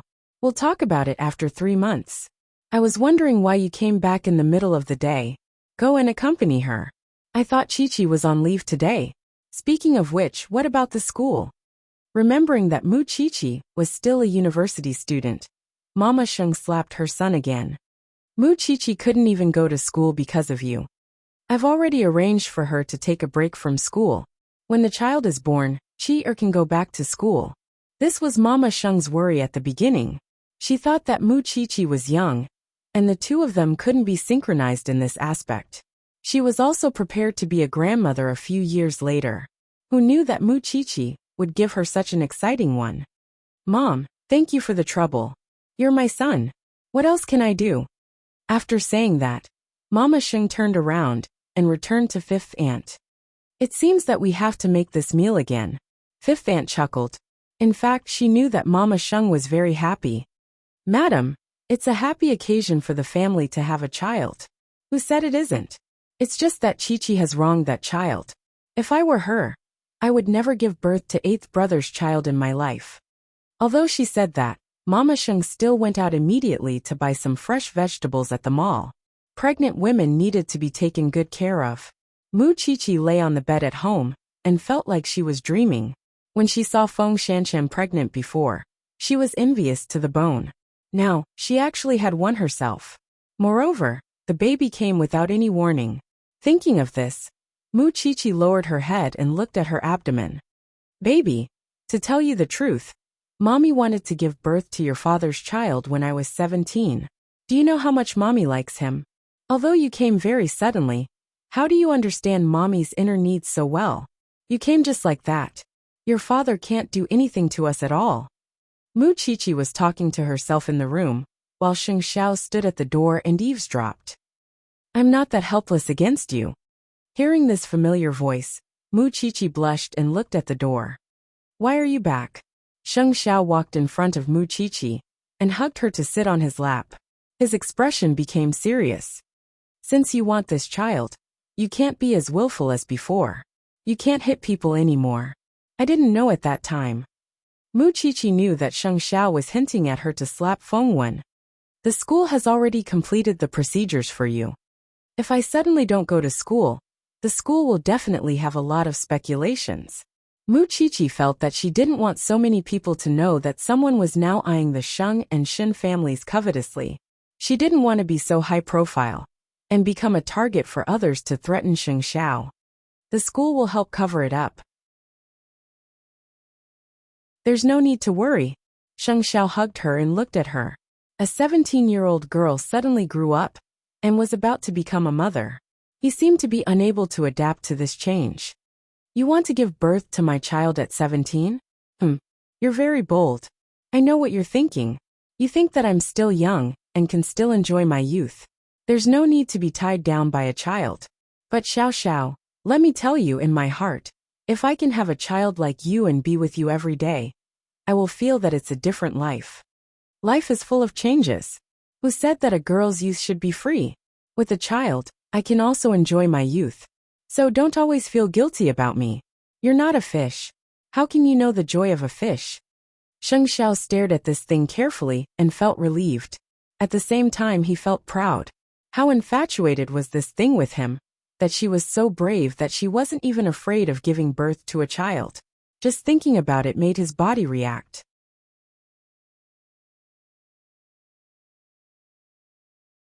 Chapter 838. Sheng Xiao pressed the little thing down with a calm expression. If you mess around again, I'll deal with you somewhere else. Mu Qiqi did not dare to act rashly. However, when she thought about not being able to have sex for 10 months, could this man hold back? Xiao Xiao, it's only the first day, and you're already so angry. How can you stand it for 10 months? What do you want to say? Just say it. Sheng Xiao looked at it with a faint smile. Did it think he couldn't tell that there was a hidden meaning in its words? What if you want it? I've heard that men are most likely to cheat when a woman is pregnant. Sheng Xiao's gaze slowly moved from Mu Qiqi's little face to her chest. You should be a lot bigger after you get pregnant. When the time comes. Old hooligan. Mu Qiqi quickly covered her heart and said, Are you still afraid? This time Mu Qiqi was serious. She reached out and hugged him. I believe in my man. He's a picky eater. Not everyone can catch his eye. Let's go to the Shen family in the afternoon. It was one thing to hide it from the others, but it was impossible to hide it from the two elders. Mu Qiqi had no objection. She believed that her father and grandfather would be happy for her. Xiao Xiao, I really have your baby. A baby that belongs to both of us. Yeah. Sheng Xiao's tone was indifferent. I'm really happy. Idiot. The child had just been placed in Mu Qiqi's belly, so Sheng Xiao did not have such a strong feeling. He only knew that this little thing must not be touched in the future. It was his rare treasure. During lunch, Mama Sheng kept telling Mu Qiqi about the precautions of pregnancy. After all, she knew how bold this child was. But now was a special period. Mu Qiqi had to be extra careful. Mu Qiqi remembered everything in her heart. Who asked her to care about this child more than Xiao Xiao? After lunch, Sheng Xiao held Mu Qiqi's hand and walked to the Shen family's house to digest the food. Huang Yu and Shen Jianchuan were not at home. Grandpa Shen was fishing at the fish pond as usual. When he saw the two of them, he felt a little strange. Eighth brother, is the company so free? You actually came to see me at this time. Don't blame him. He did it to accompany me, Mu Qiqi said cheerfully. Why don't you go to school? The old man twisted his body and looked at the young couple. His expression suddenly became anxious. What happened? It's okay. You don't have to be so nervous. Mu Qiqi quickly waved her hand. It's just that you're going to be a great-grandfather. After hearing that, Grandpa Shen understood what Mu Qiqi meant. Then, he put down the fishing rod and looked at Mu Qiqi's belly. You're pregnant? Yeah. Mu Qiqi nodded. Old eight speak. Grandpa Shen seemed to think that Mu Qiqi's words were not trustworthy. This child liked to joke, so he asked Sheng Xiao instead. Sheng Xiao did not say anything, but nodded to show that it was true. That's a good thing. This is my first great-grandson. Grandpa Shen was delighted, but after a while, he frowned and pointed at Sheng Xiao. Eighth brother, come with me to the study. Mu Qiqi was stunned for a moment. Why did this person suddenly turn hostile? Mu Qiqi watched as the two entered the study. She did not know what Grandpa Sheng wanted to say to Xiao Xiao. A man's heart was like a needle at the bottom of the ocean. In the study, Grandpa Shen paced back and forth with his hands behind his back. No matter how he thought about it, he felt that something was wrong. Eighth brother, you're too selfish. How old is Xiao Qi? Just let her. Let her. Grandpa, it's my fault. I couldn't protect her well. Sheng Xiao did not explain. But there's one thing I can promise you. Whether she gives birth or not, I won't use anything to restrain her. Grandpa Shen believed that too. Compared to Xiao Qi, he had watched Sheng Xiao grow up. This child used to be frivolous and did things based on his mood. But after being with Mu Qiqi all these years, he had become mature and steady. Moreover, he knew how much Sheng Xiao doted on his baby. Of course, I'm happy that she's pregnant. I just need to emphasize one thing, and that's safety. You know that there are people eyeing our two families now. I don't want Xiao Qi to take this disaster at this juncture. I don't plan to announce it to the public until Qi'er gives birth to the baby. During this period, let Qi'er claim that she's sick, Sheng Xiao replied. Yes, this is the safest way at the moment. Not letting others know would reduce the attention of others. You young people should arrange these things yourselves. But don't forget what you promised me. You can't let Qi'er suffer any grievances. I know. The two of them did not stay in the study for long, but it was enough for Mu Qiqi to stretch her head. After a while, the two of them came out of the study. Mu Qiqi quickly went up to him. Grandpa, do you blame Xiao Xiao? Don't blame him. It's me who wants to keep this baby. He thinks I'm still young. You, Grandpa Shen nudged her head. You're going to be a mother soon. You can't be like before and do whatever you want. Eighth brother spoils you, but you have to know your limits. I know. Mu Qiqi replied as she touched her head. I know. Tell your father later. Then, take good care of yourself and give birth to a healthy baby. Do you understand? Grandpa, don't worry. When that time comes, the whole family would treasure this child. Mu Qiqi could already imagine that she might not be able to hold her own child in the future. Grandpa Shen snorted and returned to his world. Mu Qiqi looked at Sheng Xiao and said, I want to wait here for Dad to come back and tell him the news personally. If you have something to do in Zhongting, go and do it. You won't worry about me staying with the Shen family, right? I came out for 2 days just to accompany you. I'm only worth 2 days for you to come out for. Little one, don't be too proud. I'll find a book to record everything you've done. When you give birth, I'll settle everything with you one by one. Sheng Xiao hugged her, but there was a sporadic smile at the corner of his mouth. I don't believe you can bear to. The two of them waited in Shen Jianchuan's antique room.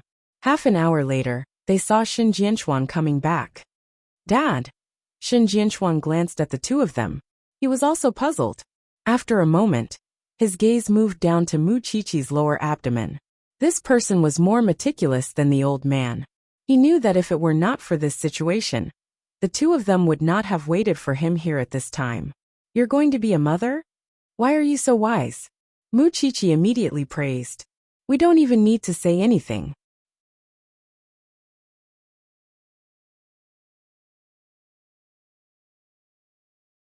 Chapter 839. It's been more than a month, Mu Qiqi answered proudly. Shen Jianchuan glanced at the two of them. Finally, his gaze landed on Sheng Xiao. Come with me. No, don't you all have to capture Xiao Xiao for a talk? Mu Qiqi didn't know whether to laugh or cry. However, Shen Jianchuan didn't want to scold Sheng Xiao. Instead, he handed the information he had brought back to Sheng Xiao. It's good that you're here. It saves me the trouble of making another trip. Although these grudges have nothing to do with the Sheng family, you're now the son-in-law of the Shen family, Qiqi's husband, and soon the father of the child. There are some things you have to know. Sheng Xiao took the information from Shen Jianchuan and slowly opened it. More than 20 years ago, When the old man was still a brigade commander in the army, he once carried out a special military order to escort a very important researcher to a military base 300 miles away from Jinshuan. However, during the process, something went wrong, and he fell into the enemy's ambush. At that time, the Song family was a well-known local entrepreneur, but they colluded with criminals and hid the researcher in their home. The old man was ordered to rescue the hostage, but the Song family framed him many times and almost took his life. In the end, the old man completed his mission. However, the Song family suffered heavy casualties. At the end of the day, they were just ordinary people. But the Song family did extraordinary things. So, in the end, their fate was not unjust. More than 20 years have passed, and so many things have happened in Jinshuan recently.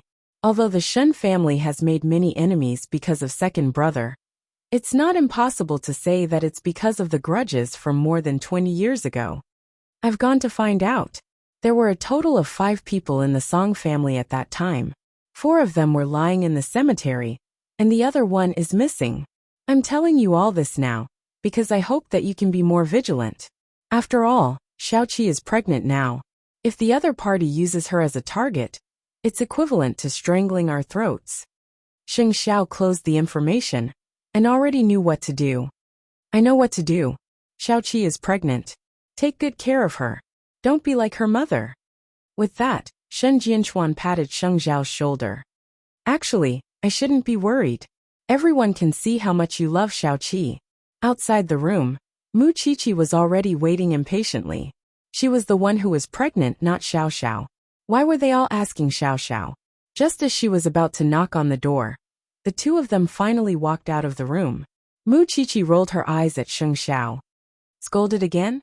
Looks like I need to go to that loudspeaker and shout. I want this child. It has nothing to do with you. How is it not related? Isn't he the father of the child? Shen Jianchuan glared at her. You're already going to be a mother, yet you're still so willful. I'm being wronged. How am I willful? Mu Qiqi pointed at her nose and asked. All of them knew that she was pregnant and dragged her husband away. How could they talk to her? All right, let's go home. Sheng Xiao took the folder and held Mu Qiqi's hand. As they walked home, Mu Qiqi could not help but think. Xiao Xiao, do you all think that I shouldn't have this child? No one said that. You're overthinking it, Sheng Xiao replied calmly. Then if you were 2 years older, everyone would have let nature take its course. However, since you're already pregnant, everyone is very happy. After hearing this, Mu Qiqi was finally satisfied. She was pregnant, and her emotions had become sensitive. She was not so suspicious in the past. Just now Dad told me a few things. I want to find out if it's related to Baisini's case. So from tomorrow onwards, I'll announce that you're seriously ill and have to stay at home to recuperate. This also means that you won't be able to go out in the future until the child is born. Mu Qiqi stopped in her tracks when she heard this. If Sheng Xiao felt that it was serious, then she could not be willful. Then, can we go to Feng Shanshan's house? Try not to. If you want Dad and I to be at ease. Mu Qiqi opened her mouth and realized that something big might have happened. She nodded. I know the severity. I've already said that I'm not a burden to you. Since you don't let me go out, I won't go out. I'll stay at home and take care of the baby. If there's a chance, I'll take you out for a walk. Got it. Mu Qiqi nodded. She could not do anything at this time. Of course, if the time is right, I still hope that you can tell me about this. I can also know what we're guarding against. Sheng Xiao did not say anything. He just patted Mu Qiqi's head dotingly. When he figured it out, he would consider telling this little one. For an entire month, Sheng Bowen had been declared innocent, but Sheng Kai was still curled up in this small Chongrong electronics. After he fell out with Gu Xiling, he did not go back, and Gu Xiling did not appear either. A month ago, he had received a certain message from a certain person, but at that time, he had ignored it. However, he could not deny that during this month, his heart had often been in turmoil, because he did not know what choice he should make. During this month, Jinbo did not contact him, but Sheng Kai knew that Cheng Bin was working for Jinbo. Jinbo had even sent other helpers. The target was Tang Yan. The afternoon weather was already very hot. Sheng Kai thought that at least for the time being, he should not see Gu Xiling. However, he did not expect that she would directly rush to the company and be aggressive. Sheng Kai, look at what you've done. Gu Xiling threw the phone with the chat history open in front of Sheng Kai. Why are you here again? Sheng Kai did not even bother to look at her. I've always turned a blind eye to you messing around outside. Now that you've gotten your mistress pregnant, she's already here. What do you want me to do? Without another word, Sheng Kai looked for the security guard. Drag Gu Xiling out of my office. Sheng Kai, do you still want our marriage? Whoever wants it can take it, Sheng Kai answered directly. You scum. Without me you're nothing. How dare you have a child with another woman behind my back? How dare you give birth to one? Sheng Kai, let me tell you, I'll definitely make you wish you were dead. Sheng Kai did not react to Gu Xiling's warning, because he had already given up. This woman's humiliation was endless. From the beginning, the two of them should not have taken marriage seriously. Besides, wasn't it difficult for him to get a woman pregnant? If it was true that someone was pregnant with his child, he would definitely divorce Gu Xiling and remarry her. You're tuning in to the Li Mei's Wuxia Whispers YouTube channel. We're so grateful for your support, and don't forget to subscribe to join us on this incredible journey through captivating stories. Your generosity through donations truly makes a world of difference, as it's the primary source of revenue that allows me to expand and enhance this channel for you. Thank you from the bottom of my heart for being a part of this adventure.